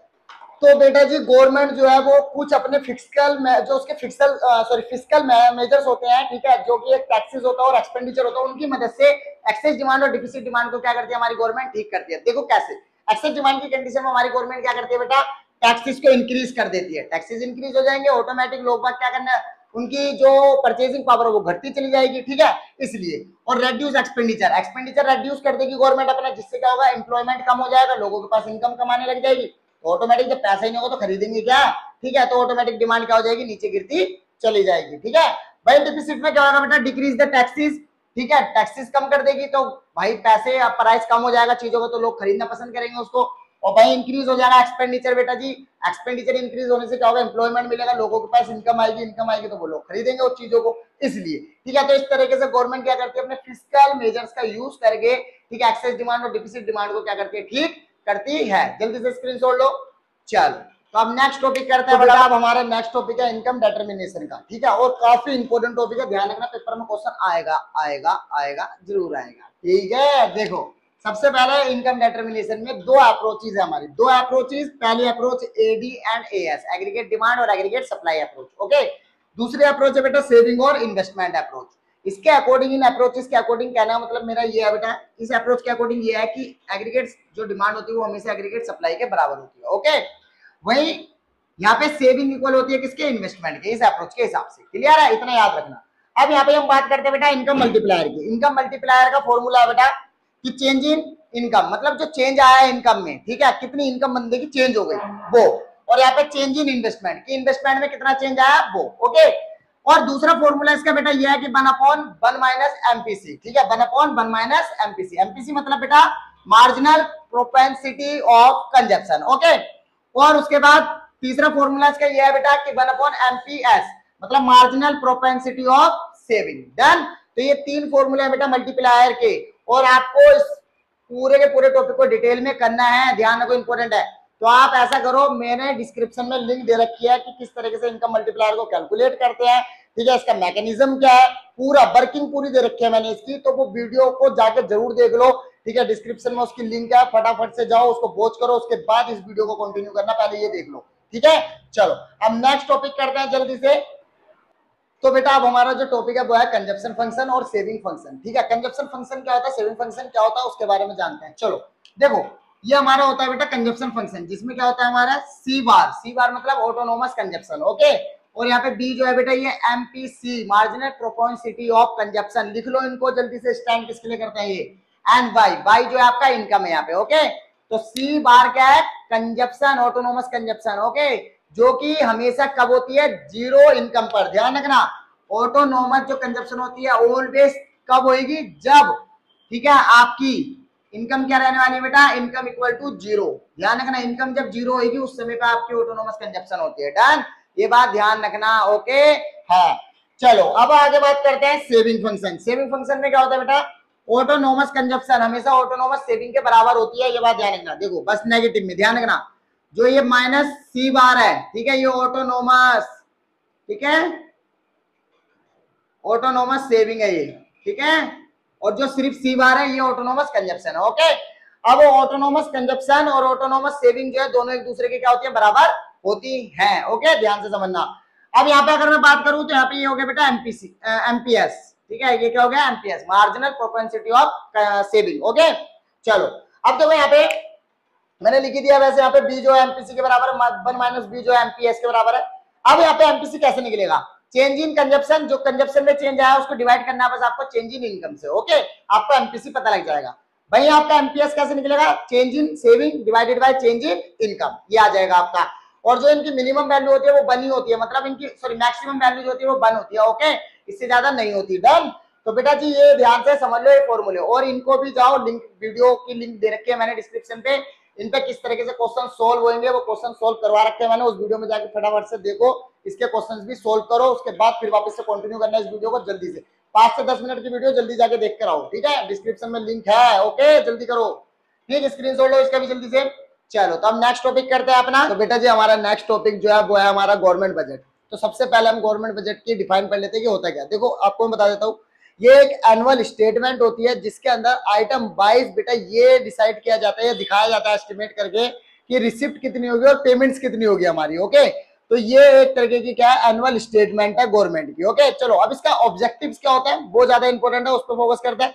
सबसे पहला ऑब्जेक्टिव हमारे गवर्नमेंट के बजट का सबसे पहला ऑब्जेक्टिव होता है बेटा रीअलोकेशन करना रिसोर्सेज का। रीअलोकेशन ऑफ रिसोर्सेज का मतलब है बेटा कि टैक्सेस जो होती है, कि टैक्सेस और कौन से मतलब कॉन्सेंस कितना करना है, मतलब सब्सिडीज वगैरह कहाँ देनी है, कहाँ टैक्सेस लगाने हैं, ठीक है, और किस तरीके से शिफ्ट करना है टैक्सेस को, ये सब जो होता है ना बेटा, इसी को कहते हैं हम reallocation of resources of government. Okay, उसके बाद reducing inequality in income and wealth, जो हमारे क्या होता है कि कंट्री के अंदर जो इनकम और वेल्थ को लेकर काफी ज्यादा इनइक्वालिटी है पर्सन्स में, जैसे कुछ लोग बहुत अमीर है कुछ गरीब है, तो उस इनइक्वालिटी को खत्म करने के लिए गवर्नमेंट क्या करती है, बजट तैयार करते हैं। जैसे कि जिसके अंदर क्या करा, जैसे लाइक एग्जांपल देता हूँ, जैसे कि बंदों को एलपीजी फ्री दे रखी है, ठीक है, तो ये क्या हो रही है, इनइक्वालिटी को कम करने के लिए करा जा रहा है गवर्नमेंट से, ठीक है, इस तरीके से क्या करती है, रिड्यूस करती है इनइक्वालिटीज, ठीक है, इनकम और वेल्थ की। देन उसके बाद इकोनॉमिक स्टेबिलिटी को बनाए रखने के लिए, मतलब कोई ज्यादा इतना अमीर ना हो जाए या फिर कोई बिल्कुल गरीब ना हो जाए, ऐसा एक स्टेबिलिटी रखने के लिए भी क्या कराया जाता है, गवर्नमेंट बजट बनाया जाता है। उसके बाद इकोनॉमिक ग्रोथ के लिए देन फिर आपका रेड्यूसिंग रीजनल डिस्पारिटी। रीजनल डिस्पारिटीज का मतलब है बेटा यहाँ पे कि आपको पता है कुछ स्टेट बहुत ज्यादा डेवलप है, बहुत ज्यादा पैसे वाले हैं, कुछ बहुत ज्यादा गरीब है, तो जो मतलब मान लो जो एरियाज बहुत ज्यादा बैकवर्ड है उन एरियाज को थोड़ा ऊपर लाने की कोशिश करती है गवर्नमेंट, ठीक है, वहां पे ज्यादा एक्सपेंड करने की कोशिश करते हैं, ज्यादा पैसे खर्च करने की कोशिश करते हैं ताकि वो डेवलप करे, और उन सभी स्टेट्स के या उन सभी एरियाज के बराबर बन सके, जो बहुत ज्यादा क्या है डेवलप है। ओके, तो ये 5 बड़े ऑब्जेक्टिव होते हैं गवर्नमेंट बजट के। चलो अब इसके जल्दी से कंपोनेंट करते हैं, आप पहले इसका स्क्रीनशॉट ले लो, ठीक है। तो अब इसके कंपोनेंट करते हैं। इसके 2 कंपोनेंट होते हैं बेटा, एक रेवेन्यू, ठीक है, और दूसरा आपका कैपिटल। अब रेवेन्यू एक्सपेंडिचर, रेवेन्यू रिसिप्ट होती है एक, और दूसरा कैपिटल एक्सपेंडिचर और कैपिटल रिसिप्ट होती है। चलो जल्दी से देख लेते हैं। तो बेटा नेक्स्ट टॉपिक हमारा जो है वो कंपोनेंट्स है। जैसे कि अभी मैं आपको बता चुका हूं कि हमारे कंपोनेंट्स कौन कौन से होते हैं, कैपिटल बजट और एक हमारा रेवेन्यू बजट, है ना। ये हमारे बजट के 2 कंपोनेंट्स हैं। अब इनको भी क्या करा गया है बेटा, आगे ना डिस्क्राइब किया गया है, मान लो क्लासिफाई किया गया, ठीक है। जैसे कि देखो रेवेन्यू बजट को कैसे क्लासिफाई किया गया है, एक रेवेन्यू रिसिप्ट के अंदर और दूसरा रेवेन्यू एक्सपेंडिचर। ओके, सेम वैसे ही कैपिटल बजट को भी करा गया, ऐसे ही कैपिटल बजट को कैपिटल रिसिप्ट और कैपिटल एक्सपेंडिचर के अंदर, क्लियर। और इसी अकॉर्डिंग आइटम वाइज क्या करा जाता है, इस स्टेटमेंट को, एनुअल स्टेटमेंट को तैयार किया जाता है। ओके, चलो अब इन चारों के अंदर डिफरेंसेस याद करने हैं आपको, ठीक है, और बहुत आसान है इनके बीच में डिफरेंसेस याद करना, बस थोड़ा सा ध्यान देना किस तरीके से आप याद करोगे। देखो सबसे पहले मैं आपको बता देता हूं, जो रेवेन्यू बजट है और रेवेन्यू बजट का क्या है, रिसीप्ट्स और एक्सपेंडिचर के सेम पॉइंट है, ध्यान से समझो। सबसे पहले ध्यान से देखो, नाइदर क्रिएट एन लायबिलिटी, ये कभी भी लायबिलिटी क्रिएट नहीं करेंगे, चाहे फिर आपकी रिसिप्ट हो चाहे आपका एक्सपेंडिचर, कोई लायबिलिटी आपकी क्रिएट नहीं करेंगे। ओके, दूसरा not reduce the any asset, और ना ही आपके रेड्यूस एसेट्स करेंगे, मतलब जो आपके एसेट्स हैं उनको रेड्यूस नहीं करते ये। ओके, उसके बाद रिकरिंग इन नेचर, और ये क्या होता है, डेली बेसिस पे होता है, इसलिए हम इनको रिकरिंग इन नेचर कहते हैं। डन, 3 डिफरेंस दोनों के लिए सेम है, क्लियर है। रिसिप्ट पूछे तब भी यही लिखना है, एक्सपेंडिचर पूछे रेवेन्यू तो भी यही लिखना है। ओके, और एग्जांपल बस थोड़ा अलग है इनका, एग्जांपल थोड़ा ध्यान रखो। रिसिप्ट के लिए टैक्सेस हो गए आपके, ओके, रेवेन्यू रिसिप्ट में, और रेवेन्यू एक्सपेंडिचर के अंदर आपकी सब्सिडीज वगैरह हो गई, ये सारी आती है, क्लियर। चलो अब आप यहाँ पे देखो, कैपिटल बजट के जो 2 कंपोनेंट्स है वो कौन है, एक कैपिटल रिसिप्ट, दूसरा कैपिटल एक्सपेंडिचर। इसमें देखो सबसे पहले इनका एग्जांपल, बोरोइंग एक रिसिप्ट होती है, कैपिटल रिसिप्ट, ओके, और एक्सपेंडिचर इंटरेस्ट पेमेंट जैसे कि लाइक आपकी, ठीक है, ये भी आपका क्या होता है, एक तरीके की पेमेंट हो रही होती है, एक एक्सपेंडिचर हुआ कैपिटल। ओके, अब ध्यान से समझो, जो कैपिटल बजट के, ठीक है, कंपोनेंट्स होते हैं वो हमेशा क्या करेंगे, आइदर क्रिएट अ लायबिलिटी, या तो वो क्या करेंगे, लायबिलिटी को क्रिएट कर सकते हैं, ध्यान रखना ये बात, और रेड्यूस एन एसेट, और एसेट्स को क्या कर सकते हैं, रेड्यूस कर सकते हैं। और ये नॉन रेक्योरिंग इन नेचर, नेचर में क्या होते हैं, ये नॉन रेक्योरिंग होते हैं, क्लियर, क्योंकि ये डेली बेसिस पर नहीं होते। अब ध्यान से समझो, अब और क्या है यहाँ पे, देखो यहाँ पे बेटा जो रिसिप्ट है, ठीक है, वो ना तो आपके एसेट्स को रेड्यूस कर रही है ना ही बढ़ा रही है, ध्यान रखना, और ना ही हमारे नाइदर भी क्रिएट लायबिलिटी। ओके, अब इसका भी सेम यही रहने वाला है, ये तो इजी है। अब यहाँ पे थोड़ी सी कंफ्यूजन है, यहाँ पे ध्यान से समझो, आपको बता देता हूँ, रिसिप्ट जो होती है वो हमेशा क्या करती है, एक लायबिलिटी क्रिएट करती है, क्लियर, और आपके जो एक्सपेंडिचर वो हमेशा एसेट्स को रेड्यूस करते हैं, ये बात ध्यान रखनी है आपको। ओके, और कोई भी लायबिलिटी क्रिएट नहीं करेंगे, लायबिलिटी को क्या करेंगे, रेड्यूस करते हैं। ओके, ये लायबिलिटी को जब करते हैं एक्सपेंडिचर, तो लायबिलिटी क्या हो जाती है, रेड्यूस। जैसे मान लो आपने बोरोइंग ली थी, वो बोरोइंग वापस कर दिया आपने, ठीक है, जिससे कर्जा लिया था, तो ऑब्वियसली बात है आपकी लायबिलिटी क्या हो गई, कम हो गई, साथ में प्लस आपके एसेट्स भी कम हो गए, क्योंकि आपका पैसा चला गया आपके पास से। ओके, तो ये चीज ध्यान रखना, और नॉन रेक्योरिंग इसलिए क्योंकि डेली बेसिस पर नहीं हो रहा। तो इस तरीके से आप इनके अंदर क्या कर सकते हो, डिफरेंसेस लर्न कर सकते हो। ओके, जल्दी से स्क्रीनशॉट ले लो, ठीक है। तो ये डिफरेंसेस कंप्लीट हुए, चारों डिफरेंसेस इजीली याद कर सकते हो आप इस तरीके से, डन है। तो बेटा नेक्स्ट हमारा टॉपिक है बजट। अब बजट कितने टाइप का होता है, 3 टाइप्स का बजट होता है हमारा, आपको बता देता हूँ। सबसे पहले हमारा होता है बैलेंस, ठीक है, फिर सरप्लस, फिर डिफिसिट। बैलेंस बजट कब होगा बेटा, देखो बैलेंस बजट जब होता है जब आपका टोटल रिसिप्ट जो होती है बेटा टोटल एक्सपेंडिचर के बराबर है। ओके, मतलब जितनी रिसिप्ट होनी हो उतना ही आपका एक्सपेंडिचर भी है, उस कंडीशन में, ठीक है, आपका जो बजट होगा वो बैलेंस होगा, क्लियर। मतलब एस्टिमेशन जो करा ना आइटम वाइज, तो उसमें आपका टोटल एक्सपेंडिचर टोटल रिसिप्ट बराबर आ रही है। ओके भाई, अगर सरप्लस की बात करूं तो सरप्लस में क्या होता है बेटा, जो टोटल रिसिप्ट होती है वो ग्रेटर होती है टोटल एक्सपेंडिचर से। ओके, डिफिसिट में क्या होता है बेटा कि टोटल रेवेन्यू, मतलब सॉरी रेवेन्यू, टोटल रिसिप्ट जो है, ठीक है, वो थोड़ी लेस देन हो जाती है किससे, टोटल एक्सपेंडिचर, मतलब यहाँ पे एक्सपेंडिचर ज्यादा हो जाता है और रिसिप्ट कम हो जाती है गवर्नमेंट की एस्टिमेशन के टाइम पर, तो उसे हम कहते हैं क्या, डिफिसिट बजट। अब डिफिसिट बजट को, ठीक है, मेजर कैसे किया जाता है, किस तरीके से मेजर करती है गवर्नमेंट, वो देखो आप। सबसे पहले मेजर करने का तरीका, बजट डिफिसिट को, पहले तो बजट डिफिसिट निकालना है, तो कैसे निकालोगे, टोटल एक्सपेंडिचर में से माइनस कर दो टोटल रेवेन्यू, टोटल रिसिप्ट को। ओके, तो आपको मिल जाएगा बजट डिफिसिट। ओके, ये फॉर्मूला है इसका। उसके बाद रेवेन्यू डिफिसिट होती है सबसे पहले, ध्यान रखना, रेवेन्यू डिफिसिट निकालने का तरीका, revenue expenditure minus revenue received, okay. Fiscal deficit total expenditure minus total revenue, sorry total receipt मतलब, और एक्सक्लूडिंग बोरोइंग, बोरोइंग को हटा देना, बोरोइंग नहीं लेनी, ठीक है, टोटल रिसिप्ट के अंदर, ओके। उसके बाद प्राइमरी डिफिसिट, फिस्कल डिफिसिट जो आई उसमें से इंटरेस्ट पेमेंट को माइनस कर देना, आपको प्राइमरी डिफिसिट मिल जाएगी, क्लियर। अब इस तरीके से आप क्या कर सकते हो, बजट डिफिसिट को कैलकुलेट कर सकते हो। और इसके ऊपर अगर आपको क्वेश्चंस करने हैं तो डिस्क्रिप्शन में आपको लिंक मिल जाएगी, ठीक है, क्वेश्चंस करा रखे हैं मैंने इसके ऊपर, तो वो क्वेश्चन वहां से अटेंड करो और देखो किस तरीके से सोल्व करने हैं, ओके। चलो अब यहाँ पे एक चीज और मैं आपको बता देता हूँ कि जो आपका रेवेन्यू डिफिसिट है इसको किस तरीके से सही करती है गवर्नमेंट, तो मैं आपको बताता हूँ। सबसे पहले गवर्नमेंट अपने एक्सपेंडिचर को कम कर देती है, क्लियर, सॉरी बढ़ा देती है एक्सपेंडिचर को अपने, ठीक है, मतलब अपने खर्चे बढ़ा देती है, और साथ में जो टैक्सेस होते हैं वो टैक्सेस को क्या कर देती है, डिक्रीज कर देती है, जिससे रेवेन्यू डिफिसिट क्या हो जाती है, सही हो जाती है, ओके। तो चलो अभी फिलहाल आप जल्दी से स्क्रीनशॉट ले लो इसका, ठीक है। तो बेटा इसके अंदर जो रेवेन्यू डिफिसिट है इसको किस तरीके से सही करती है गवर्नमेंट, उसके दो मेजर्स होते हैं। पहला रेड्यूस कर देती है अपने एक्सपेंडिचर को, ठीक है। दूसरा इंक्रीज कर देती है रेवेन्यू को, मतलब टैक्सेस को बढ़ा देती है, जिससे क्या हो जाए, ज्यादा से ज्यादा पैसा आए और ये जो है रेवेन्यू डिफिसिट वो सही हो जाए, ओके। तो इस तरीके से ये क्या करती है, इसको मेजर्स करती है, सही करती है रेवेन्यू डिफिसिट को गवर्नमेंट आपकी। तो स्क्रीनशॉट लो जल्दी से, ठीक है। और बाकी की वीडियोस तो आपको मैंने बोल ही दिया, लिंक में जाओ, डिस्क्रिप्शन में लिंक दे रखे, उस पर जाके देखो किस तरीके से क्वेश्चन सोल्व करने हैं इसके ऊपर, ओके। चलो अब नेक्स्ट टॉपिक करते हैं अपना। तो बेटा हमारा नेक्स्ट टॉपिक है currency appreciation, currency depreciation, okay. तो ये क्या होता है, दोनों में क्या डिफरेंस है, जल्दी से देख लेते हैं। देखो करेंसी एप्रिसिएशन का मतलब है बेटा increase the value of domestic currency. जब डोमेस्टिक करेंसी की जो वैल्यू है वो इंक्रीज हो जाती है किसके टर्म में, फॉरेनर करेंसी के टर्म में, ओके। और भाई हमारा करेंसी डेप्रिसिएशन क्या है, जब हमारी डोमेस्टिक करेंसी की वैल्यू डिक्रीज हो जाती है इन the term of foreigner currency, ठीक है, डिक्रीज हो जाती है डेप्रिसिएशन में, और इसमें एप्रिसिएशन में इंक्रीज हो जाती है डोमेस्टिक करेंसी की value in the term of foreigner, okay. And let's to be decrease in export, export में क्या होता है, इससे कमी आ जाती है, ओके। और इंपोर्ट काफी ज्यादा बढ़ जाता है एप्रिसिएशन के कारण, जबकि डेप्रिसिएशन के कारण इंक्रीज हो जाता है एक्सपोर्ट और डिक्रीज हो जाता है बेटा आपका इंपोर्ट। बस छोटा सा डिफरेंस है, जल्दी से याद कर लो इसको भी फटाफट, ठीक है। चलो अब हम करते हैं बीओपी चैप्टर अपना, ठीक है, जिसमें थोड़ी सी कंफ्यूजन रहती है बच्चों को उसे। तो बेटा हमारा नेक्स्ट टॉपिक है बीओपी, ठीक है, बैलेंस ऑफ पेमेंट, ओके। तो बैलेंस ऑफ पेमेंट आपको देखो बेटा मैं डिफाइन इसकी ओरली बता रहा हूँ, आप लिख लो उसको, समझ लो, जैसे भी आपको करना वो कर लो, ठीक है।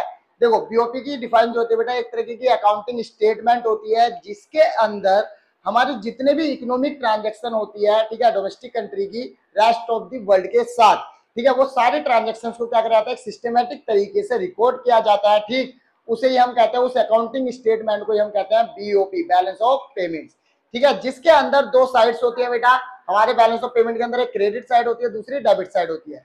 क्रेडिट साइड में हमें क्या करना होता है, जितने भी इनफ्लो हो रहा है फॉरेन एक्सचेंज का वो सारा का सारा रिकॉर्ड करना है, ओके। डेबिट साइड में आउटफ्लो को रिकॉर्ड करना होता है, जितना भी हमारा फॉरेन करेंसी का आउटफ्लो हो रहा है ना, मतलब जितना भी हमारा जा रहा है, एक तरीके से पेमेंट्स मान लो, जितने भी हम पेमेंट्स कर रहे हैं वो सारी डेबिट साइड आएंगी, और जितनी भी रिसिप्ट हो रही है वो सारी हमारी क्रेडिट साइड आएगी, ओके, बीओपी स्टेटमेंट के अंदर सिस्टमेटिक तरीके से वो भी, ओके। तो इसलिए हम इसको एक अकाउंटिंग स्टेटमेंट बोलते हैं, और इसकी दो साइड्स होती है। पर एक कंडीशन ये है कि यहाँ पे ऐसा नहीं है जैसे अकाउंट्स के अंदर होता है कि दोनों साइड बराबर होनी ही चाहिए, डेबिट क्रेडिट, ऐसा नहीं है। यहाँ पे डेबिट क्रेडिट साइड बराबर ना भी हो तो भी चलता है यहाँ पे, ओके।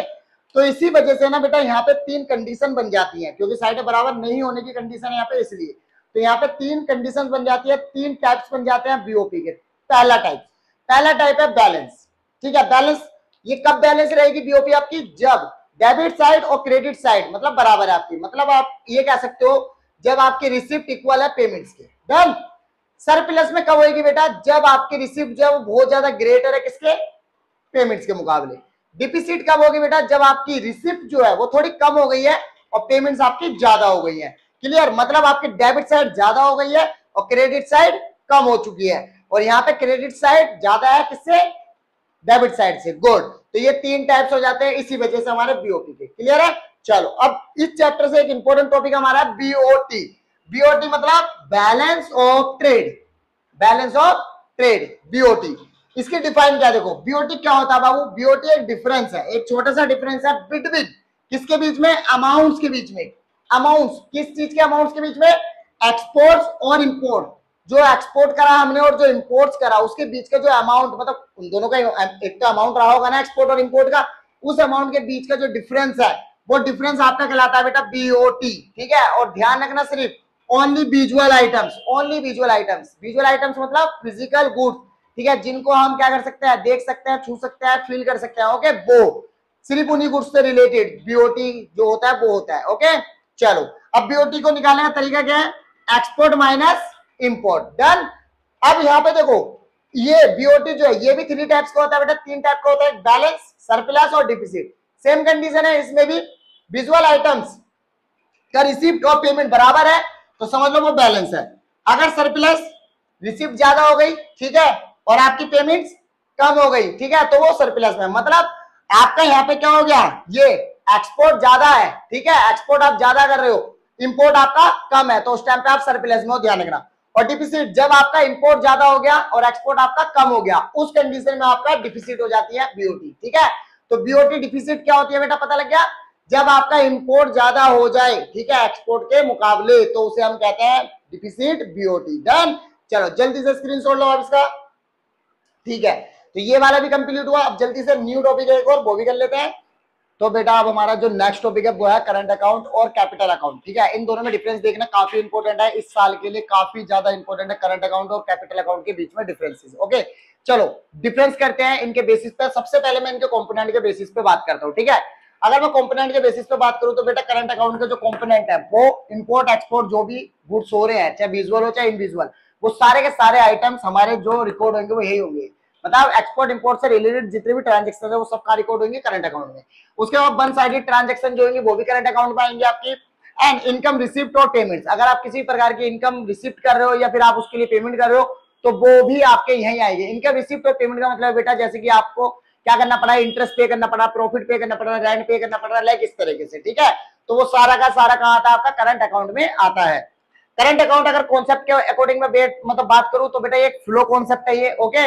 और bring a change in the current level of country income, और ये कंट्री की जो करंट लेवल ऑफ इनकम होती है उसको इफेक्ट करता है, ओके। ये इफेक्ट करता है इकोनॉमी की हमारी करंट लेवल ऑफ इनकम को, then current account. Capital account की बात करते हैं, कैपिटल अकाउंट में बेटा बोरोइंग और लैंडिंग आता है, मतलब जो भी हम कर्जा लेते हैं वो कर्जा देते हैं वो सब, मतलब बोरोइंग और लैंडिंग दोनों आता है। और इन्वेस्टमेंट करते हैं जो भी हम, वो सारा हमारा कैपिटल से आता है। और change in the foreign exchange reserve, और जो फॉरेन एक्सचेंज रिजर्व जो सेंट्रल बैंक के पास होता है, अगर उसमें कोई भी चेंजेस आएगा तो वो सब कैपिटल अकाउंट पे ही क्या करेगा, इफेक्ट करेगा, ओके।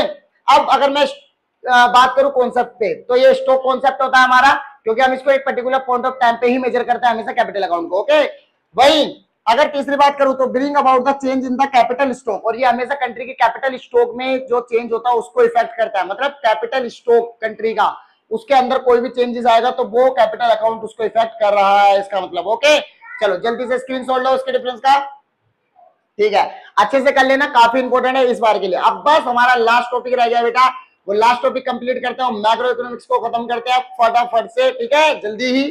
तो बेटा ये लास्ट हमारा डिफरेंस है और इसके साथ ही मैक्रो आपकी कंप्लीट हो जाएगी। तो चलो जल्दी से देख लेते हैं। लास्ट डिफरेंस हमारा है ऑटोनोमस आइटम्स और अकोमोडेटिंग आइटम्स के बीच में, ठीक है, या आप इन्हें ये भी बोल सकते हो ऑटोनोमस ट्रांजेक्शंस या अकोमोडेटिंग ट्रांजेक्शंस भी कह सकते हो। चलो जल्दी से डिफरेंस देखते हैं यार।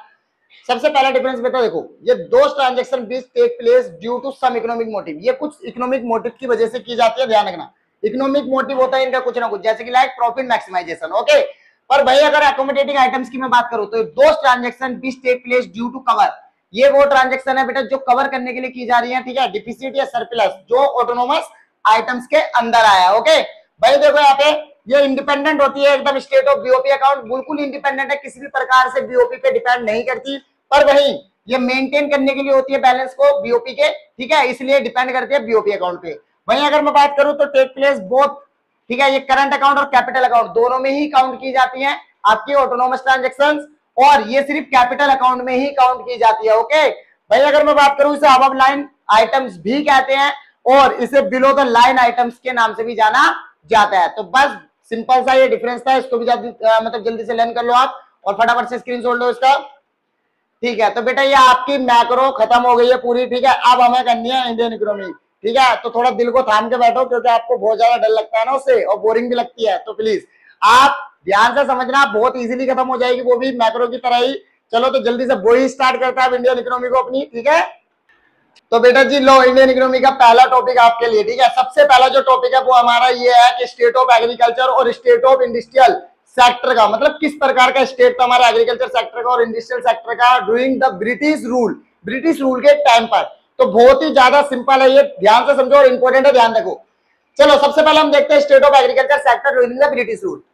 पहली बात, लैंड सेटलमेंट सिस्टम था यहाँ पे ड्यूरिंग द ब्रिटिश रूल। यहाँ पे क्या चला था, लैंड सेटलमेंट सिस्टम, मतलब जमींदारी सिस्टम, जिसके अंदर सारी की सारी जमीनें किसके कंट्रोल में होती थी, जमींदारों के। ठीक है, मतलब किसानों के पास कोई जमीन हुआ नहीं करती थी, ऐसा था। और किसानों को साथ में उस पर क्या देना पड़ता था, टैक्स देना पड़ता था, जिस वजह से बिल्कुल भी डेवलप नहीं हो रहा था हमारा एग्रीकल्चर सेक्टर, इस भाई साहब के कारण, लैंड सेटलमेंट सिस्टम के कारण। ओके भाई, फिर बाद में क्या हुआ, कमर्शियलाइजेशन कर दिया गया एग्रीकल्चर का। पहले हमारे देश में क्या होता था, जो हमारे एग्रीकल्चर वाले लोग थे, मतलब फार्मर्स थे, वो सिर्फ अपने लिए ही क्रॉप उगाया करते थे, मतलब ऑन सेल्फ कंजप्शन के लिए आप कह सकते हो। लेकिन अब ये कर दिया गया कि आप सेल्फ कंजप्शन के लिए नहीं, अब आप मार्केट में सरप्लस करने के लिए क्या करोगे, क्रॉप्स को करोगे। जैसे कि लाइक पहले हम क्या करते, ग्रेन्स करते थे, लेकिन अब कमर्शियल क्रॉप उगाने के लिए हमें मजबूर किया गया है, जैसे कि इंडिगो, कॉटन वगैरह, ये सब। ओके, कमर्शियलाइजेशन कर दिया गया है किसका, एग्रीकल्चर का। उसके बाद लो लेवल ऑफ प्रोडक्टिविटी, हमारे देश में लो लेवल प्रोडक्टिविटी थी हमारी एग्रीकल्चर सेक्टर की। कैसे, क्योंकि हम लोग क्या कर रहे थे बेटा, ट्रेडिशनल मेथड्स यूज कर रहे थे अभी तक अपने एग्रीकल्चर सेक्टर के अंदर। इरिगेशन सिस्टम हमारे पास नहीं था, HYV सीड्स वगैरह हम कुछ भी यूज नहीं कर रहे थे, इस वजह से। और एक इंपॉर्टेंट फैक्टर होता है स्कैरसिटी ऑफ इन्वेस्टमेंट, हमारे एग्रीकल्चर सेक्टर के अंदर बिल्कुल भी पैसा इन्वेस्ट नहीं किया जा रहा था, जिससे कि हमारा एग्रीकल्चर सेक्टर क्या हो सके, डेवलप हो सके। तो ये कुछ बड़े रीजन थे जिस वजह से हमारा agriculture sector during the British rule बहुत ज्यादा डिक्लाइन हो चुका था। ओके, चलो आगे बात करते हैं इंडस्ट्रियल सेक्टर की। हमारे इंडस्ट्रियल सेक्टर का क्या हालात थे ब्रिटिश रूल के टाइम पे, डी इंडस्ट्रियलाइजेशन कर दिया गया। सबसे पहले हमारे देश की जो हैंडीक्राफ्ट इंडस्ट्रीज थी, उनको क्या करा गया, सिस्टमेटिक तरीके से खत्म करा गया ब्रिटिश लोगों की, मतलब ब्रिटिश रूल के द्वारा। ओके, उसके बाद adverse effect of the decline handicraft industries, मतलब जब डी इंडस्ट्रियलाइजेशन हुआ, मतलब हैंडीक्राफ्ट इंडस्ट्रीज हमारी खत्म हुई, तो उसकी वजह से ना कुछ इफेक्ट पड़ा, जैसे कि लाइक अनएम्प्लॉयमेंट फैल गया। ठीक है, और जो हमारी कॉटेज इंडस्ट्रीज थी वो सारी की सारी खत्म होती चली गई। देन उसके बाद lack of capital goods industries, हमारे देश के अंदर इंडस्ट्रियल सेक्टर में बेटा बिल्कुल भी कैपिटल गुड्स इंडस्ट्रीज थी नहीं, मतलब जो मशीन वगैरह बनाती है ना, वो इंडस्ट्रीज थी नहीं, जिस वजह से हमारा जो इंडस्ट्रियल सेक्टर था बहुत ज्यादा बैकवर्ड एरिया में चला गया, या बैकवर्ड चला गया। ओके, बैकवर्ड हो गया था बहुत ज्यादा। और low level contribution in GDP, अब जब यार डेवलप ही नहीं हो रहा इंडस्ट्रियल सेक्टर, तो क्या उसका कंट्रीब्यूशन क्या रहेगा जीडीपी में, कुछ भी नहीं। तो इसलिए बहुत ही कम कंट्रीब्यूशन था जीडीपी के अंदर कंट्री की। ठीक है, इंडस्ट्रियल सेक्टर का। ओके, जल्दी से स्क्रीनशॉट लो आप इसका। ठीक है, तो ये जितने भी मैंने आपको बताया इन पॉइंटों के अंदर एक्सप्लेन कर देना है आपको। ठीक है, पेपर में अगर क्वेश्चन आता है तो इसके ऊपर। ओके, चलो नेक्स्ट टॉपिक करते हैं फटाफट। तो बेटा अब नेक्स्ट टॉपिक हमारा स्टेट ऑफ ऑनर ट्रेड। ठीक है, कि फॉरेन ट्रेड के किस प्रकार के हालात थे हमारे ब्रिटिश रूल के टाइम पर। तो आपको मैं बता देता हूँ, बहुत ही बुरे हालात थे यार। किसी समय पे हम लोग पता क्या, बहुत अच्छे एक्सपोर्टर हुआ करते थे हैंडीक्राफ्ट इंडस्ट्रीज, मतलब हैंडीक्राफ्ट चीजों के। लेकिन ना ब्रिटिश रूल वालों ने क्या करा, हमें यार एक्सपोर्टर से इंपोर्टर बना के रख दिया पूरी तरह से, कि मतलब बाहर से आए गुड्स को अब हमें खरीदना पड़ रहा था, कहाँ हम पहले बेच रहे थे अपने यहाँ के बनाए हुए गुड्स। कितना फर्क था, चलो देख लेते हैं क्या करा। तो देखो हमारे ब्रिटिश रूल में क्या हुआ कि एक्सपोर्टर ऑफ प्राइमरी प्रोडक्ट, हम क्या बन चुके थे, अब एक्सपोर्टर बन चुके थे प्राइमरी मतलब रॉ मटेरियल्स के। ओके, और इंपोर्टर बन चुके थे बेटा फिनिश गुड्स के। जबकि ब्रिटिश रूल के आने से पहले हम लोगों का क्या था, हम पहले फिनिश गुड्स के एक्सपोर्टर हुआ करते थे, लेकिन अभी फिलहाल हम क्या बन चुके थे, इंपोर्टर। एकदम अपोजिट कर दिया इन लोगों ने आके। फिर monopoly control of the British, जो ब्रिटिश लोग थे उनका मोनोपोली कंट्रोल था ट्रेड के ऊपर। लाइक ऐसे देखो, मोनोपोली का मतलब है विशेष अधिकार, और इस विशेष अधिकार का पता क्या फायदा उठा रहे थे, अपने इंपोर्ट जब हो रहा था ब्रिटेन से, ठीक है, तो उस समय पे वो बिल्कुल भी ड्यूटीज नहीं लगा रहे थे अपने फिनिश प्रोडक्ट पे।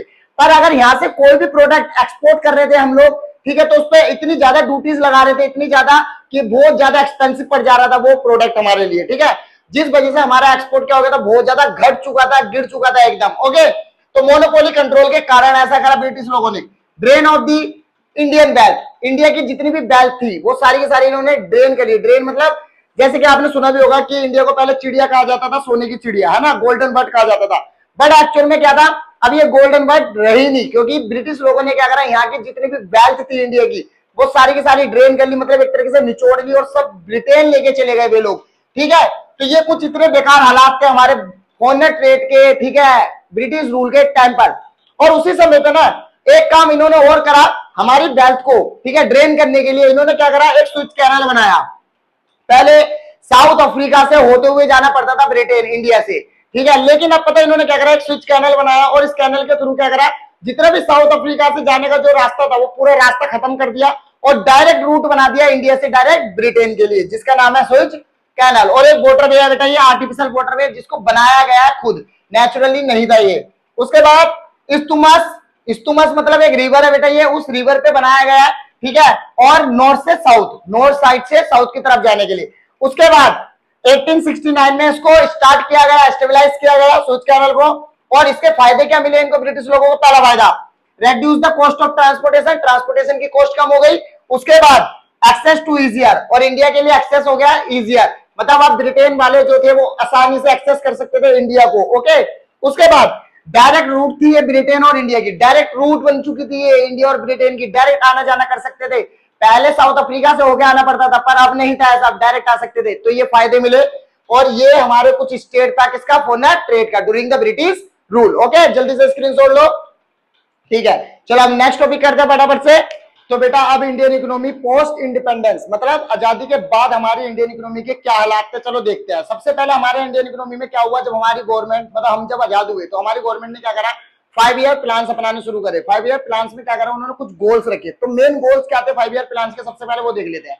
सबसे पहला जो गोल था बेटा वो यही था कि सबसे पहले ग्रोथ की जाए, मतलब जो ग्रोथ ड्रेन हो चुकी थी पूरी तरह से, ये मान लो गिर चुकी थी ब्रिटिश रूल के टाइम पर, उस ग्रोथ को वापस लाया जाए, मतलब इंक्रीजिंग इन जीडीपी, जीडीपी को बढ़ाया जाए कैसे भी करके। पहला गोल यही था 5 ईयर प्लान का, ओके। पोस्ट इंडिपेंडेंस, ध्यान रखना आजादी के बाद की बात कर रहा हूं, ओके। उसके बाद दूसरा गोल था मॉडर्नाइजेशन करना, क्योंकि आपको पता हम लोग क्या कर रहे थे, आउटडेटेड टेक्नोलॉजी वगैरह का यूज कर रहे थे, बिल्कुल भी मॉडर्नाइज नहीं थे हम लोग, ठीक है। तो मॉडर्नाइजेशन करना चाहते थे, इसलिए तो सेकंड गोल यही था बेटा, मॉडर्नाइजेशन करना, मतलब न्यू टेक्नोलॉजीज को लाना कंट्री के अंदर। फिर सेल्फ रिलायंस बनना। आपको पता है अभी तक हम क्या थे, किसी दूसरे देश पे डिपेंड थे चीजों के लिए, है ना, कभी किसी चीज के लिए डिपेंड है, कभी किसी चीज के लिए, इस तरीके से हम डिपेंड थे किसी अनदर कंट्री पे। पर अब हमारी गवर्नमेंट ने ये तय करा कि हम 5 ईयर प्लान की मदद से सेल्फ रिलायंस करेंगे, अपने आप को सेल्फ डिपेंडेंट बनाएंगे, सेल्फ डिपेंडेंट मतलब अपने ऊपर निर्भर रहेंगे, ओके। उसके बाद चौथा जो गोल था बेटा 5 ईयर प्लान का वो था इक्विटी। इक्विटी में मतलब ये था कि जो सभी लोग हैं हमारे, जितने भी पीपल्स हैं, सबकी बेसिक नीड्स कम से कम पूरी हो, जैसे कि लाइक 2 टाइम की रोटी, घर, एक छत उनके सर पे होनी चाहिए, कपड़े, ये कुछ बेसिक नीड्स उनकी पूरी होनी चाहिए, ठीक है। उसे उन्होंने बोला इक्विटी, कम से कम इतना तो आपको करना ही है, ऐसा 5 ईयर प्लान में 4 बड़े गोल थे, ओके, हमारे इंडिया के पोस्ट इंडिपेंडेंस, आजादी के बाद। देन अब आजादी के बाद एग्रीकल्चर के क्या फीचर्स थे, हमारा जो एग्रीकल्चर सेक्टर था, मतलब जो हमारा एग्रीकल्चर सेक्टर था उसकी क्या विशेषताएं रही है पोस्ट इंडिपेंडेंस, ओके। या फिर 1950 से लेकर 1990 तक के बीच में क्या फीचर्स थे? सबसे पहले फीचर लो प्रोडक्टिविटी, बिकॉज आपको पता ही है हमारे ब्रिटिश रूल के टाइम पे किसी भी प्रकार का कोई इन्वेस्टमेंट नहीं किया गया, किसी प्रकार की टेक्नोलॉजी को इंप्रूव नहीं किया गया, है ना, तो इस वजह से हमारी लो प्रोडक्टिविटी रही, ओके, पहला। दूसरा फीचर डिस्गाइज्ड अनएम्प्लॉयमेंट, बहुत ज्यादा डिस्गाइज्ड अनएम्प्लॉयमेंट था हमारे एग्रीकल्चर सेक्टर में, मतलब लोग ऐसे लग रहे थे कि काम तो कर रहे हैं पर एक्चुअल में काम नहीं करते थे वे लोग, okay. And dependency on monsoon, बहुत ज्यादा हम डिपेंड थे किसके ऊपर? मानसून के ऊपर, कि बारिश आएगी तो ही खेती बाड़ी होगी हमारी, नहीं तो नहीं होगी। तीसरा मेन फीचर हमारे इंडियन एग्रीकल्चर का पोस्ट इंडिपेंडेंस। उसके बाद सब्सटेंशियस फार्मिंग, ऐसी फार्मिंग जिसके अंदर सेल्फ कंजप्शन के लिए क्या किया जा रहा था, सिर्फ उगाया जा रहा था अनाज, ओके, सेल्फ कंजप्शन ओनली, बिल्कुल भी सरप्लस के लिए नहीं किया जा रहा था। तो ये भी हमारा एक फीचर था एग्रीकल्चर सेक्टर का post independence. And outdated technology, हम अभी भी बहुत पुरानी टेक्नोलॉजी का यूज कर रहे थे, ठीक है। दुनिया भर में यूज हो रहा है ट्रैक्टर वगैरह, खेती बाड़ी करने के लिए मशीनें यूज हो रही है, HYV सीड्स यूज हो रहे हैं, पर नहीं, हम लोग आज भी क्या कर रहे थे, हल चला रहे हैं, वो भी लकड़ी वाला, ऐसा आउटडेटेड टेक्नोलॉजी यूज कर रहे थे अभी तक हम। तो बेटा ये कुछ 5 फीचर्स है आपके इंडियन सेक्टर एग्रीकल्चर सेक्टर के ड्यूरिंग द या पोस्ट इंडिपेंडेंस, ओके। चलो अब हम देखते हैं कि इन चीजों को सही करने के लिए हमारी गवर्नमेंट ने कुछ स्टेप लिए थे, तो वो क्या मेजर्स करे? पहला मेजर्स लैंड रिफॉर्म, जिसके अंदर हमारी गवर्नमेंट ने एवोल्यूशन करा जमींदारियों को, मतलब जमींदारों का या इंटरमीडिएट्स का, ठीक है, जो बिचौलिया लोग थे ना, इंटरमीडिएट जिन्हें जमींदार हम कह सकते हैं, उन लोगों को एवोल्यूशन करा, मतलब हटा दिया एकदम, ठीक है। उसके बाद लैंड रिफॉर्म के अंदर एक काम दूसरा ये करा, लैंड सीलिंग कर दिया। लैंड सीलिंग के अंदर क्या होता है बेटा, एक लिमिट फिक्स कर दी गई कि इतनी ही जमीन रहेगी पर्टिकुलर पर्सन के पास, ओके। तो इस तरीके से ये 2 रिफॉर्म करे थे हमारे लैंड रिफॉर्म के अंदर गवर्नमेंट ने। पर बेटा ये दोनों रिफॉर्म्स हमारे क्या रहे, लगभग मान लो ऑल ओवर कंट्री फेल रहे, सिर्फ 2 स्टेट को छोड़ के, केरला और वेस्ट बंगाल को, ओके। उसके बाद हमारी कंट्री में ग्रीन रेवोल्यूशन को किया गया। ग्रीन रेवोल्यूशन क्यों की गई? बिकॉज अभी तक हम आउटडेटेड टेक्नोलॉजी का यूज कर रहे थे, सब्सटेंशियस फार्मिंग पे चल रहे थे, डिपेंडेंसी ऑन रेनफॉल, ये मानसून, ठीक है, और डिसगाइज अनएम्प्लॉयमेंट, इन सभी प्रॉब्लम की वजह से ग्रीन रेवोल्यूशन किया ताकि प्रोडक्टिविटी को बढ़ाया जा सके। बिकॉज HYV सीड्स आ चुके थे, ठीक है, HYV सीड्स जो कि हाई यील्ड वैरायटी सीड्स होते हैं हमारे, ये आ चुके थे मार्केट में, पर अभी तक हम यूज नहीं कर रहे थे। तो इन्हीं सीड्स का यूज करना हमने शुरू करा ग्रीन रेवोल्यूशन के अंदर। इरिगेशन सिस्टम को लेकर आए हम लोग, ठीक है, ये सब, और ये सब हुआ रहा ग्रीन रेवोल्यूशन में। अब देखो ग्रीन रेवोल्यूशन के फायदे क्या मिले हमें? फायदा ये मिला कि हम सेल्फ रिलायंस हो गए ग्रेन्स के मामले में। ओके, अब बफर स्टॉक हम कर सकते थे क्योंकि अब हमारी प्रोडक्शन ज्यादा थी, मतलब एक फ्यूचर के लिए हम अपने ग्रेन्स को बचा सकते थे। दो फायदे ये हुए हमारे। ओके, उसके बाद फार्मर जो मिडल और हमारे मार्जिनल फार्मर्स थे, ठीक है, उनको काफी बेनिफिट पहुंचा इससे, 3 बेनिफिट। चलो अब इसके नुकसान क्या हुए? सबसे पहला नुकसान, एक डिफरेंस क्रिएट कर दिया, या मान लो एक गैप क्रिएट कर दिया रिच और पुअर फार्मर्स के बीच में इनने, ग्रीन रेवोल्यूशन ने। ओके, उसके बाद रीजनल डिस्पार्टिस क्रिएट कर दी इसने, ठीक। तो बेटा ये सारी की सारी प्रॉब्लम्स भी क्रिएट हुई थी ग्रीन रेवोल्यूशन से। ओके, तो जल्दी से इन प्रॉब्लम्स को लिख लो, नोटबुक उठा के जल्दी लिख लो, यहाँ पे लिखी नहीं है मैंने, फटाफट लिख लो इनको। ओके, और फटाफट इसका स्क्रीनशॉट ले लो आप जल्दी से। चलो ठीक है, चलो तो हम नेक्स्ट टॉपिक करते हैं, जल्दी जल्दी कंप्लीट करते हैं रैपिड तरीके से यार, ठीक है, क्योंकि टाइम नहीं है हमारे पास। ओके चलो, तो बेटा हमारा जो नेक्स्ट टॉपिक है वो हमारा इंडस्ट्रियल सेक्टर पोस्ट इंडिपेंडेंस। मतलब अभी हमने देखा एग्रीकल्चर सेक्टर का क्या हाल था हमारा पोस्ट इंडिपेंडेंस, आजादी के बाद भी।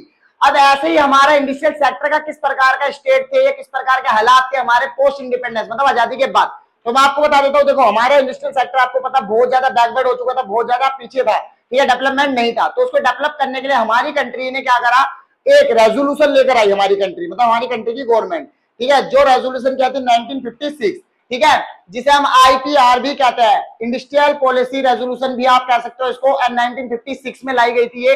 इस रेजोल्यूशन के अकॉर्डिंग हमारी गवर्नमेंट ने कुछ स्टेप्स लिए थे, कुछ तरीके अपनाए थे, या मान लो कुछ पॉलिसीज तैयार करी थी। क्योंकि आपको मैं बताता हूँ एक कंप्रेहेंसिव पैकेज था एक बेटा पॉलिसीज का, तो उसके अंदर कुछ पॉलिसीज क्या थी वो बताता हूँ, 2-3 पॉलिसीज मैं आपको बता रहा हूँ। पहले तो हमारी कंट्री की गवर्नमेंट ने काम क्या करा, क्लासिफिकेशन कर दिया इंडस्ट्रीज का, ठीक है, वो भी 3 शेड्यूल के अंदर। 3 शेड्यूल्स में इस पॉलिसी के अकॉर्डिंग, ठीक है, क्लासिफिकेशन कर दिया इंडस्ट्रीज को। पहला schedule, schedule A, schedule B, schedule C. Schedule A और शेड्यूल बी में जो मतलब इंडस्ट्रीज थी उसको गवर्नमेंट खुद कंट्रोल कर रही थी, लेकिन शेड्यूल बी वाली में गवर्नमेंट कंट्रोल तो कर रही थी, पर सप्लीमेंट जो कर रहा था वो आपका प्राइवेट सेक्टर कर रहा था। ओके, और कंट्रोल जो था सी वाले का, ठीक है, शेड्यूल सी का कंट्रोल पूरी तरह से प्राइवेट के हाथ में था। ओके चलो, अब यहाँ पे बात करते हैं इंडस्ट्रियल लाइसेंसिंग। फिर हमारी गवर्नमेंट ने एक और पॉलिसी अपनाई इसमें, इंडस्ट्रियल लाइसेंसिंग। इंडस्ट्रियल लाइसेंसिंग के अंदर क्या था बेटा, इस पॉलिसी के अंदर ये था कि अगर आपको कोई नई सेटअप करनी है इंडस्ट्रीज, या कोई मतलब मान लो डाइवर्सिफिकेशन लाना प्रोडक्ट के अंदर, ठीक है, या कोई अनदर ब्रांच खोलनी है अपनी इंडस्ट्री की, ध्यान रखना, मतलब एक्सपेंड करनी है अगर अपनी इंडस्ट्री, तो हर चीज के लिए आपको क्या चाहिए था, लाइसेंस चाहिए था गवर्नमेंट से। ओके, तो ये दूसरा पॉलिसी करी थी, और ये ऐसा इसलिए करा था बेटा ताकि डोमेस्टिक इंडस्ट्रीज को प्रोटेक्ट किया जा सके बाहर की इंडस्ट्रीज से। ओके, इसलिए लाइसेंसिंग कर दी गई थी।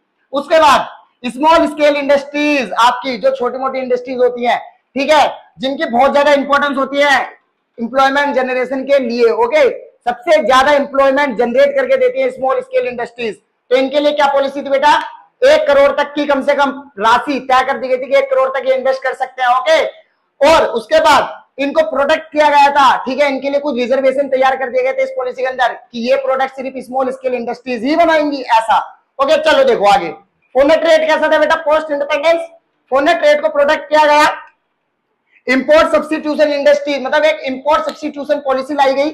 इसके अंदर क्या करा गया, हर वो चीज जो बाहर से अभी तक हम मंगा रहे थे, मतलब एक तरह से मान लो इंपोर्ट कर रहे थे, अब हमें इंपोर्ट नहीं करनी थी, अब सारी की सारी वो चीजें अपने देश में खुद हमें प्रोड्यूस करनी थी, उनको सेल्फ मतलब खुद बनाना था सब कुछ, ऐसा था इंपोर्ट सब्स्टिट्यूशन के अंदर। ओके, देन ट्रैफिक्स और कोटास लगाए गए, ट्रैफिक्स और कोटास लगाए गए, ठीक है, ताकि बाहर से जो चीजें आ रही हैं वो ना आ पाए, ताकि डोमेस्टिक इंडस्ट्रीज जो हमारी वो प्रोटेक्ट हो सके MNC कंपनीज से, मतलब मल्टीनेशनल कॉर्पोरेशन से बच सके और उनके साथ कंपटीशन ना करना पड़े हमारे इंडियन इंडस्ट्रीज को। ओके, उसके बाद आपको बता देता हूं, देखो इसको शॉर्ट फॉर्म में अगर आप याद रख सकते हो तो LQP पॉलिसी लाई गई थी हमारे देश में, LQP 1956 से। LQP में मतलब लाइसेंसिंग, ओके, क्यू मतलब कोटाज और पी मतलब परमिट्स, ठीक है। इस तरीके से तो ये 3 पॉलिसीज लाई गई थी जिनको आगे चल के, ठीक है, हमारी गवर्नमेंट ने 1991 की जो रेजोल्यूशन पॉलिसी आई थी, ठीक है, उसके साथ चेंज कर दिया था। आपको बता देता हूं एलपीजी के साथ, ठीक है। एल को बदल दिया था लिबरलाइजेशन में, क्यू को बदल दिया था प्राइवेटाइजेशन और पी को बदल दिया था ग्लोबलाइजेशन के अंदर, ठीक है। तो ये 1991 की पॉलिसी के अकॉर्डिंग करा था। अभी जस्ट मैं पढ़ाने वाला हूं आपको, ठीक है। फिलहाल आप पहले इसका स्क्रीनशॉट लो, ठीक है। चलो तो अब हम पढ़ेंगे एलपीजी में क्या हुआ था हमारा, ठीक है। ये न्यू पॉलिसी जो आई थी हमारी 1991 की, इसके अंदर क्या हुआ, काफी इंपॉर्टेंट है, ध्यान से समझना, ओके। तो बेटा अब हमारा जो नेक्स्ट टॉपिक है वो है हमारे 1991 में जो न्यू इकोनॉमिक पॉलिसी आई थी, ठीक है, जिसमें मैंने अभी आपको बताया था एलक्यूपी को चेंज कर दिया गया था एलपीजी के अंदर, ठीक है। वही पॉलिसी, अब उसी पॉलिसी के बारे में पढ़ना है कि नेशनल न्यू, या आप कह सकते हो न्यू इकोनॉमिक पॉलिसी जो थी 1991 की, ये क्या थी। तो अब चलो देखो, सबसे पहले न्यू इकोनॉमिक पॉलिसी 1991 में क्या करा गया, एलपीजी। जो एलपीजी था मतलब लिबरलाइजेशन, प्राइवेटाइजेशन, ग्लोबलाइजेशन, ये इसके मेन, ठीक है, रिफॉर्म्स रहे हैं, ओके।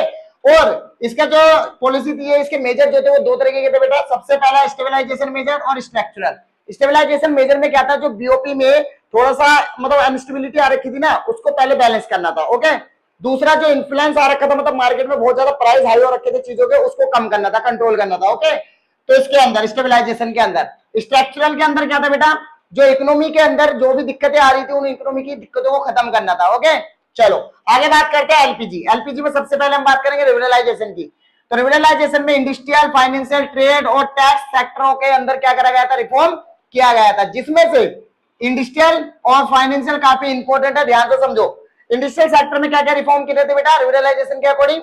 पहला रिडक्शन इन लाइसेंसिंग, जो लाइसेंसिंग आया था ना पहले 1956 के उसमें लाया गया था लाइसेंसिंग का सिस्टम, उसको हटा दिया गया, रेड्यूस कर दिया गया। Decrease public role, public role मतलब गवर्नमेंट का जो ज्यादा रोल था इकोनॉमी के अंदर, ठीक है, उसको कम कर दिया गया। प्राइवेट, ठीक है, रोल बढ़ा दिया गया, प्राइवेट सेक्टर को बढ़ा दिया गया उसके अंदर। डी रिजर्वेशन कर दिया गया एसएसआई का, मतलब जो स्मॉल स्केल इंडस्ट्रीज के लिए जो रिजर्वेशन दिया गया था कुछ प्रोडक्ट को लेकर, वो प्रोडक्ट के रिजर्वेशन हटा दिए गए। उसके बाद फाइनेंशियल सेक्टर के अंदर change the role of RBI, RBI का रोल चेंज कर दिया गया और प्राइवेट बैंक का ओरिजिन तैयार कर दिया, मतलब प्राइवेट बनाए जा सकते थे, ठीक है, प्राइवेट बैंकों को ओपन किया जा सकता था। उसके बाद इंक्रीज एफडीआई, मतलब फॉरेन डायरेक्ट इन्वेस्टमेंट भी हो सकता था, मतलब एमएनसी कंपनीज वगैरह पैसा इन्वेस्ट कर सकती थी इंडिया के अंदर, उसको बढ़ा दिया गया। करती तो पहले भी थी पर अब थोड़ा ज्यादा कर सकती थी, अब ज्यादा बढ़ा दिया गया उनका, ठीक है। मतलब एक तरीके से कह सकते हो कंपटीशन इंक्रीज कर दिया है, क्योंकि स्ट्रक्चरल के अंदर कंपटीशन ही तो बढ़ाया गया था, इसलिए, ओके। चलो तो जल्दी से स्क्रीनशॉट लो इसका, ठीक है। तो ये बेटा लिबरलाइजेशन के अंदर ये बदलाव किए गए थे। अब हम प्राइवेटाइजेशन, ग्लोबलाइजेशन भी देखते हैं उसमें क्या करा गया है। तो बेटा अब हम बात करेंगे प्राइवेटाइजेशन की, ठीक है, जो न्यू इकोनॉमिक पॉलिसी के अंदर किया गया था। प्राइवेटाइजेशन में क्या किया गया था, ट्रांसफर ऑफ ओनरशिप, इसमें ओनरशिप को ट्रांसफर किया गया था बेटा पब्लिक से, ठीक है, प्राइवेट सेक्टर को, ओके। उसके बाद दूसरा इसमें क्या करा गया था, सोल्ड किया गया था पीएसयू, मतलब पब्लिक सेक्टर अंडरटेकिंग की जितनी भी कंपनीज या एंटरप्राइज थे उनको सेल कर दिया गया था प्राइवेट सेक्टर को, जिसे हम एज अ डिसइन्वेस्टमेंट के नाम से भी जानते हैं, या आप इसको डिसइन्वेस्टमेंट भी कह सकते हो। जब आप पीएसयू मतलब जब पब्लिक अपने पीएसयू मतलब अपने एंटरप्राइज को बेचती है प्राइवेट सेक्टर को, तो उसको डिसइन्वेस्टमेंट कहते हैं। तो यहाँ पे भी वही हुआ था प्राइवेटाइजेशन के अंदर। तीसरा स्टेप प्राइवेटाइजेशन के अंदर लिया गया था बेटा हमारा नवरत्न पॉलिसी, ठीक है, नवरत्न पॉलिसी की गई थी, जिसके अंदर, ठीक है, आपका 11 महारत्न, ठीक है, महारत्न रखे गए और 13 नवरत्न रखे गए और 74 मिनी रत्न। जैसे कि देखो महारत्न में क्या, जैसे कि इंडियन ऑयल कॉर्पोरेशन लिमिटेड आ गया आपका। नवरत्न में बेटा जैसे कि आपका आ गया भारत इलेक्ट्रॉनिक, ठीक है। उसके बाद 74 मिली रत्न के अंदर आप ले लो एयरपोर्ट अथॉरिटी वगैरह जो होती है ना, एयरपोर्ट की अथॉरिटीज, वो सारी इसमें आती हैं, जो बहुत ज्यादा प्रॉफिट मेकिंग कंपनीज होती हैं, एंटरप्राइज होते हैं वो, ओके। तो ये आपकी नवरत्न पॉलिसी थी और इसके ऊपर बेटा ध्यान रखना असर्शन रीजन पूछा जाता है, ओके। तो ध्यान से समझ लेना इसको। चलो स्क्रीनशॉट ले लो जल्दी से इसे, ठीक है। आप करते हैं ग्लोबलाइजेशन। तो बेटा जो नेक्स्ट हमारा था वो था हमारा ग्लोबलाइजेशन, जो हमारा इसी पॉलिसी के अंदर क्या करा गया था, अपनाया गया था। तो ग्लोबलाइजेशन देखो क्या होता है बेटा, सबसे पहली बात ग्लोबलाइजेशन का मतलब होता है इंटीग्रेटिंग करना, ठीक है, अपने डोमेस्टिक इकोनॉमी को, डोमेस्टिक इकोनॉमी मतलब अपनी खुद की जो इकोनॉमी होती है अपने देश की उसको, ठीक है, with the rest of the world economy. जब आप वर्ल्ड इकोनॉमी के साथ, ठीक है, rest of the world economy के साथ जब अपनी डोमेस्टिक इकोनॉमी को आप इंटीग्रेट कर मतलब जोड़ देते हो एक तरीके से, ठीक है, तो उसे हम कहते हैं क्या, ग्लोबलाइजेशन। किसकी मदद से, removal of barriers of restriction, जो आपके बैरियर्स होते हैं और रेस्ट्रिक्शंस होती हैं आपके बॉर्डर्स को, उनको हटाकर, ठीक है, वो तो उसकी मदद से आप क्या कर देते हो, जोड़ देते हो अपनी डोमेस्टिक इकोनॉमी को रेस्ट ऑफ द वर्ल्ड के साथ, उसे हम कहते हैं ग्लोबलाइजेशन। ओके, इसके कुछ इफेक्ट पड़ते हैं। पॉजिटिव इफेक्ट में देखो क्या फायदा है, एक्सेस मिलेगा आपको ग्लोबल मार्केट का, पहला पॉजिटिव इफेक्ट। दूसरा, एडवांस टेक्नोलॉजी का फायदा मिलेगा आपको और वैरायटी ऑफ चॉइसेस मिलेंगी आपको ग्लोबलाइजेशन से। पर वही नेगेटिव इफेक्ट क्या है, लॉस ऑफ इंडिजीनियस कल्चर, आप अपने इंडिजीनियस कल्चर को भूलते चले जाते हो, ठीक है। उसके बाद इंक्रीज डिस्पार्टीज, ये डिस्पार्टीज क्रिएट करता है, मतलब बहुत से लोग अमीर होते चले जाते हैं, बहुत से गरीब होते चले जाते हैं इसके अंदर। ओके, और इसका बेनिफिट सबको नहीं मिलता। उसके बाद ओनली डेवलप्ड कंट्रीज जो कर रही है अपनी मार्केट को एक्सपेंड कर पा रही है बस इसकी मदद से। बिल्कुल, अब सिर्फ डेवलप कंट्री ने ही अपने आप को एक्सपेंड करा, ग्लोबलाइजेशन की मदद से कभी भी डेवलपिंग ने नहीं किया, इसलिए इसका ये एक नेगेटिव इफेक्ट है। तो ये पॉजिटिव है, ये नेगेटिव है। ओके, तो जल्दी से स्क्रीनशॉट ले लो आप इसका भी, ठीक है बेटा। तो एलपीजी पूरी पॉलिसीज खत्म हो गई, मतलब जो न्यू इकोनॉमिक पॉलिसी थी आपकी 1991 की कंप्लीट हो गई, इससे बाहर नहीं आएगा इसमें से। ओके, चलो अब नेक्स्ट चैप्टर पे चलते हैं। तो बेटा अब हमारा जो नेक्स्ट टॉपिक है वो है हमारा एचसीएफ और इकोनॉमी, मतलब एचसीएफ और इकोनॉमी में हमारा एजुकेशन का रोल क्या है उसके बारे में हमें पढ़ना, काफी इंपॉर्टेंट टॉपिक है, ध्यान से समझना कि एचसीएफ में क्या रोल होता है हमारा एजुकेशन का और इकोनॉमी के अंदर क्या रोल है हमारा एजुकेशन सेक्टर का। ओके, देखो सबसे पहले अगर मैं बात करूं एचसीएफ के अंदर अपनी एजुकेशन का रोल, तो बेटा वो क्या करती है, इंक्रीज करती है कैपेसिटी ऑफ लेबर प्रोडक्टिविटी, जो लेबर की प्रोडक्टिविटी होती है उसकी कैपेसिटी को बढ़ाती है एजुकेशन। क्योंकि आपको भी पता है ये बात तो कि एक अनएजुकेटेड पर्सन से ज्यादा, ठीक है, एक एजुकेटेड पर्सन ज्यादा प्रोडक्टिविटी वाला होता है, ज्यादा काम करने वाला होता है, इसलिए। ओके, तो वो इंक्रीज कर रही है उसकी लेबर प्रोडक्टिविटी को। ओके, दूसरा इंक्रीज द चांसेस, वो इंक्रीज करती है चांसेस, किस चीज के चांसेस, फ्यूचर इनकम और राइज ऑफ स्टैंडर्ड लिविंग, कि एक पढ़ा लिखा बंदा होगा तो वो अपनी फ्यूचर इनकम को बढ़ा सकता है, ये चांसेस उसके बढ़ जाते हैं, और प्लस में वो अपनी लिविंग स्टैंडर्ड को भी अच्छा कर सकता है, ये चांसेस भी बढ़ जाते हैं एजुकेशन की वजह से। तो एचसीएफ के अंदर मतलब ह्यूमन कैपिटल फॉर्मेशन के अंदर, ठीक है, ये सबसे ज्यादा इंपॉर्टेंट है एजुकेशन का रोल। ओके, उसके बाद इकोनॉमी के अंदर क्या रोल होता है बेटा, देखो एजुकेशन का पहला, कन्फर करती है हायर अर्निंग कैपेसिटी, किसी भी पर्सन की अर्निंग कैपेसिटी को बढ़ा देती है इकोनॉमी के अंदर। दूसरा, gives the better social standing and pride, और साथ साथ पढ़ाई लिखाई जो होती है, एजुकेशन जो होती है, वो हमें समाज में एक स्टैंडिंग और प्राइड देती है, मतलब एक गर्व महसूस कराती है। आपने खुद देखा होगा एक पढ़े लिखे बंदे की कितनी इज्जत होती है आपके समाज के अंदर, है ना, बस वही चीज प्राइड और स्टैंडिंग की बात कर रहा हूं यहाँ पे। उसके बाद enable to make the better choice in life, और साथ में हमारी जो एजुकेशन है हमें इतना एनेबल बना देती है कि हम एक बेटर चॉइस कर सकते हैं लाइफ के अंदर अपने लिए, एंड स्टिमुलेट द इनोवेशन, और साथ में इनोवेशन को भी बढ़ाती है ये, और फैसिलिटेट करती है एडॉप्शन ऑफ टेक्नोलॉजी, कि हम किसी भी नई टेक्नोलॉजी को बहुत आसानी से क्या कर सकते हैं, अडॉप्ट कर सकते हैं अगर हम पढ़े लिखे हैं तो। ओके, तो ये रोल है बेटा इकोनॉमी के अंदर एजुकेशन का, और ये ऊपर जो 2 पॉइंट दिए मैंने, ये एचसीएफ के अंदर रोल है, मतलब ह्यूमन कैपिटल फॉर्मेशन के अंदर रोल है आपका किसका, एजुकेशन का। डन। तो इसी वजह से हमारे जो गवर्नमेंट है उसको बहुत ज्यादा पैसा खर्च करना चाहिए, ठीक है, किसके ऊपर, एजुकेशन के ऊपर, ताकि इतना सारा फायदा मिल रहा है यार उससे, ठीक है, तो पैसा तो खर्च होना चाहिए, एक्सपेंडिचर होना चाहिए, ठीक है। तो इसलिए ह्यूमन कैपिटल फॉर्मेशन की एक सोर्स भी बनती है आपकी कौन, एजुकेशन। उसके बाद हेल्थ भी एक सोर्स है, ठीक है, एचसीएफ की, पर हमें वो पढ़ना नहीं है, सिर्फ हमें एजुकेशन पे ही फोकस करना है। ओके, क्योंकि यही इंपॉर्टेंट है अभी फिलहाल। डन। और अगर मैं आपको फिर भी बता देता हूँ हेल्थ का क्या रोल है, देखो एक हेल्थ का रोल यह बेटा कि एक हेल्थी पर्सन क्या होता है, वो ज्यादा प्रोडक्टिव वाला होता है, ये प्रोडक्टिविटी रखता है अपने पास एक अनहेल्थी पर्सन के मुकाबले, क्योंकि एक अनहेल्थी पर्सन हर बार क्या करता है, इंटरप्ट करता रहता है काम के अंदर, बार बार उसको दिक्कत होती है, बार बार चला जाता है, काम नहीं करता सही से, ठीक है, इसलिए। ओके, हेल्थी पर्सन ज्यादा अच्छा होता है, तो हेल्थ भी एक बहुत बड़ा कंपोनेंट या सोर्स है हमारी ह्यूमन कैपिटल फॉर्मेशन की। ओके, तो इसको भी थोड़ा सा लिख लेना आप। डन। बाकी इसका तो स्क्रीनशॉट ले लो एजुकेशन का, ठीक है। चलो अब पढ़ते हैं नेक्स्ट टॉपिक इसी चैप्टर से। तो बेटा अब हमारा जो नेक्स्ट टॉपिक है वो है सबसे पहले हमारा न्यू एजुकेशन पॉलिसी 2020, ठीक है, 2020 की जो न्यू एजुकेशन पॉलिसी आई थी बेटा, वो इसके अकॉर्डिंग पता क्या था आपको, पता है कि बहुत ज्यादा चेंजेस आ रहे हैं, एकदम बहुत तेजी से चेंजेस आ रहे हैं, रैपिडली चेंजेस आ रहे हैं इंडिया के अंदर। तो इंडिया को ग्रो करने के लिए बेटा मल्टी डिसिप्लिनरी, ठीक है, परफॉर्मेंस चाहिए, मान लो एक डिसिप्लिन चाहिए। ओके, तो उसी चीज के लिए ना इस पॉलिसी के अकॉर्डिंग क्या करा गया है बेटा, ह्यूमैनिटी और आर्ट्स जैसे सब्जेक्ट पे, ठीक है, ज्यादा से ज्यादा फोकस करने की बात की गई कि ह्यूमैनिटीज और आर्ट्स जैसे सब्जेक्टों को ज्यादा से ज्यादा करो, ताकि एक मल्टी डिसिप्लिनरी, ठीक है, डिसिप्लिन क्रिएट किया जा सके लोगों के बीच में, ठीक है, एक ह्यूमन कैपिटल फॉर्मेशन किया जा सके इस तरीके का, जिससे कि हमारे इंडिया की इकोनॉमिक ग्रोथ तेजी से हो। ओके, तो ध्यान रखना है थोड़ा सा कि ह्यूमैनिटी और आर्ट्स के सब्जेक्ट पे ज्यादा फोकस करा था इन्होंने, ठीक है। उसके बाद ड्यू टू रैपिड चेंज, किसकी वजह से, ड्यू टू रैपिड चेंज, जल्दी जल्दी जो चेंजेस आ रहे हैं ना इकोनॉमी के अंदर, उसकी वजह से। ओके, चलो अब एक यहां से टॉपिक आता है आपका ह्यूमन कैपिटल और ह्यूमन डेवलपमेंट, दोनों के बीच में क्या डिफरेंस है वो देखो। सबसे पहले मैं आपको बता देता हूं ह्यूमन कैपिटल क्या कंसीडर करता है बेटा, एजुकेशन और हेल्थ को कंसीडर करता है एज अ मीन्स मानता है, एक साधन मानता है किस चीज का, increase the level of productivity, मतलब लेवल ऑफ प्रोडक्टिविटी को इंक्रीज करने का साधन मानता है ह्यूमन कैपिटल किसको, एजुकेशन और हेल्थ को। और वही हमारा जो ह्यूमन डेवलपमेंट है वो क्या करता है, वो ये कहता है कि एजुकेशन और हेल्थ जो है, ठीक है, ये वो चीज है, ये वो मीन्स है जो किसी भी बंदे को अवेल करती है, अवेल मतलब एक बनाती है, उसको तैयार करती है एक अदर चॉइसेस कर सके वो, ठीक है, किस चीज को लेकर, जो वैल्यूज है, मतलब जो चॉइसेस या वो चीज की चॉइस कर सके, वो जो चीज उसके लिए क्या है, बेटर है। तो ह्यूमन डेवलपमेंट के अंदर ये होता है। उसके बाद ये एक नैरो कॉन्सेप्ट है, ठीक है, और ये एक ब्रॉडर कॉन्सेप्ट है, बिकॉज ह्यूमन डेवलपमेंट का ये एक हिस्सा है ह्यूमन कैपिटल। ओके, उसके बाद ये स्टॉक है और ये जबकि फ्लो कॉन्सेप्ट है। डन, तो ये छोटा सा डिफरेंस था बेटा इन दोनों के बीच में, याद कर लेना, काफी इंपॉर्टेंट है, जल्दी से स्क्रीनशॉट ले लो। ठीक है, चलो अब ये चैप्टर भी कंप्लीट हुआ आपका ह्यूमन कैपिटल फॉर्मेशन। अब करते हैं नेक्स्ट चैप्टर। तो बेटा अब हमारा नेक्स्ट टॉपिक जो है वो नरवा, ठीक है, जिसकी फुल फॉर्म क्या है बेटा आपका, national bank agriculture and rural development. Okay, तो इस बैंक का पूरा नाम ये है और ये 12 जुलाई 1982 को एस्टेबलाइज किया गया था। इसके फंक्शंस क्या थे, वो सबसे पहले तो ये अपेक्स बैंक है सभी क्रेडिट इंस्टीट्यूशन का। ओके, अपेक्स बैंक मतलब सबसे बड़ा बैंक है जो क्रेडिट फाइनेंस करता है उन लोगों को।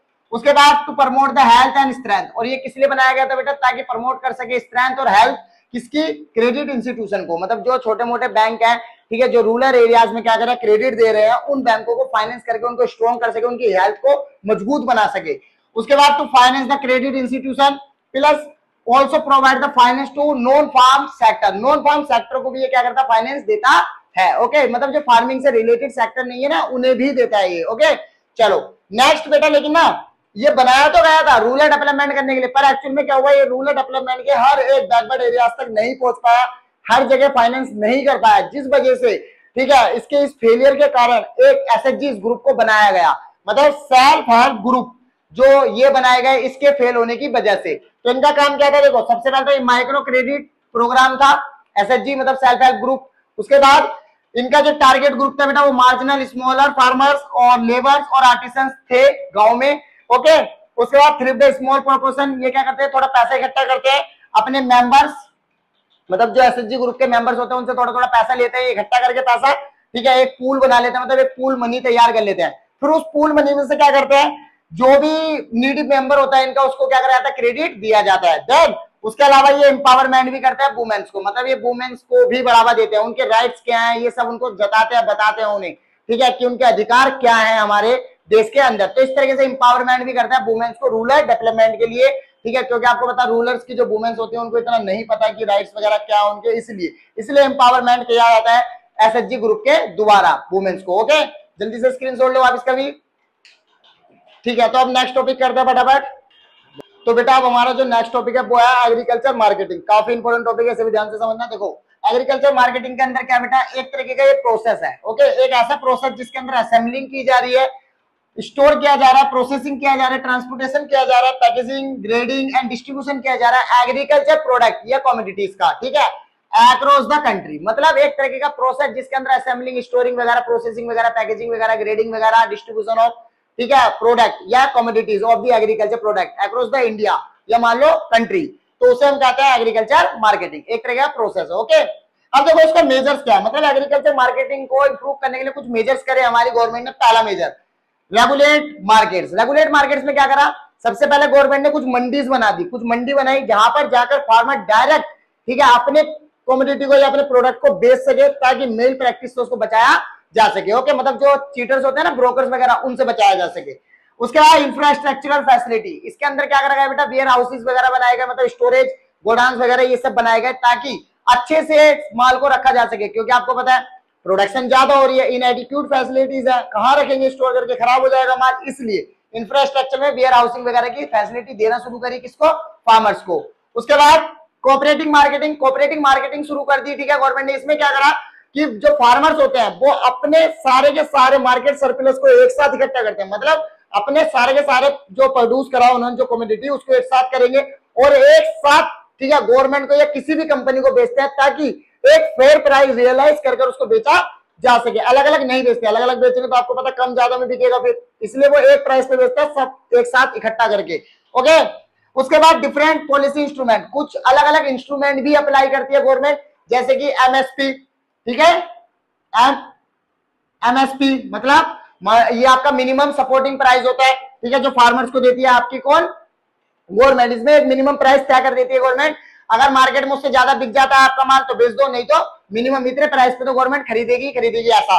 और फिर आपका बफर स्टॉक होता है, आपका पता ही है, बफर स्टॉक के अंदर फ्यूचर इमरजेंसी के लिए हम ग्रेन्स को स्टोर कर लेते हैं। उसके बाद बेटा फिर आपका पीडीएस, ठीक है, पब्लिक डिस्ट्रीब्यूशन सिस्टम, इसके अंदर जो राशन वगैरह की दुकानें होती है ना उसके लिए, ठीक है, गवर्नमेंट राशन खरीद लेती है किससे, फार्मर से। तो इस तरीके से एग्रीकल्चर मार्केटिंग को कर रही है गवर्नमेंट, ठीक है, और इससे बेनिफिट पहुंच रहा है फार्मर्स को। लेकिन अभी भी इसमें कुछ प्रॉब्लम्स है। प्रॉब्लम्स ये है बेटा कि लैक ऑफ इंफॉर्मेशन है मार्केट के बारे में, फार्मर्स को सबको पता नहीं है अच्छे से, और जो बड़े बड़े किसान है, ठीक है, या मान लो ब्रोकर्स है, वो अभी भी मेल प्रैक्टिस कर रहे हैं बहुत ज्यादा, ठीक है, धोखाधड़ी कर रहे हैं अभी भी। ओके, तो इस तरीके से अभी भी कुछ प्रॉब्लम है एग्रीकल्चर मार्केटिंग के सामने। डन, तो जल्दी से स्क्रीनशॉट लो इसका, ठीक है। चलो अब नेक्स्ट टॉपिक करते हैं, डाइवर्सिफिकेशन, ठीक है। तो बेटा अब हमारा जो टॉपिक है वो है डाइवर्सिफिकेशन और ऑर्गेनिक फार्मिंग। तो जल्दी से देखते हैं डाइवर्सिफिकेशन हमारा क्या होता है, ठीक है, एग्रीकल्चर में। तो देखो डाइवर्सिफिकेशन नाम से पता लग रहा है बेटा कि डाइवर्स कर चुके हैं हम, एग्रीकल्चर से थोड़ा सा अलग हट चुके हैं, ठीक है, थोड़ा सा उसमें डिफरेंस लेके आए, मतलब कुछ ना कुछ अलग करना, मतलब अलग करने की कोशिश करिए, ठीक है, एग्रीकल्चर सेक्टर को छोड़कर। चलो यहाँ पे देखते हैं एग्रीकल्चर सेक्टर में डाइवर्सिफिकेशन कैसे की गई है। सबसे पहले क्रॉप प्रोडक्शन के उससे की गई है, फिर प्रोडक्शन एक्टिविटी के अकॉर्डिंग। देखो क्रॉप प्रोडक्शन में बेटा क्या करा गया, पहले हम क्या करते हैं, सब्सटेंशियस फार्मिंग करते हैं, सेल्फ कंजप्शन वाली फार्मिंग, लेकिन अब हमने क्या करा, अपने आप को शिफ्ट कर दिया है कमर्शियल फार्मिंग को लेकर। पहला तो ये काम हुआ, ठीक है। दूसरा, इसके अंदर पहले हम करते थे क्या, एक सिंगल क्रॉप या दो क्रॉप एक साथ बस, अब हम कर रहे हैं मल्टी क्रॉपिंग पैटर्न, ठीक है, मल्टी क्रॉपिंग अपना लिया हमने, तो ये हुआ क्रॉप प्रोडक्शन में। अब बात करेंगे प्रोडक्शन एक्टिविटी। हम लोग पहले क्या करते थे, एग्रीकल्चर पे डिपेंड रहते थे पूरी तरह से, पर अब हम, ठीक है, एम्प्लॉयमेंट के लिए पूरी तरह से एग्रीकल्चर पे डिपेंड नहीं है, अब हम नॉन एग्रीकल्चर जो सेक्टर है उस पर भी डिपेंड है। अब यहाँ पे फार्मर्स क्या कर रहे हैं बेटा, आउट सीजन के अंदर, ठीक है, वो नॉन एग्रीकल्चर सेक्टर में जाकर काम करते हैं और एक हायर इनकम कमाने की कोशिश करते हैं और कमाते भी हैं, ठीक है। तो ये चीज की गई है प्रोडक्शन एक्टिविटी के अंदर। इसके अकॉर्डिंग इसके बेनिफिट क्या मिले, पहला बेनिफिट गेनफुल एम्प्लॉयमेंट मिल रहा है फार्मर्स को, ठीक है, किससे अलग, एग्रीकल्चर से हटके।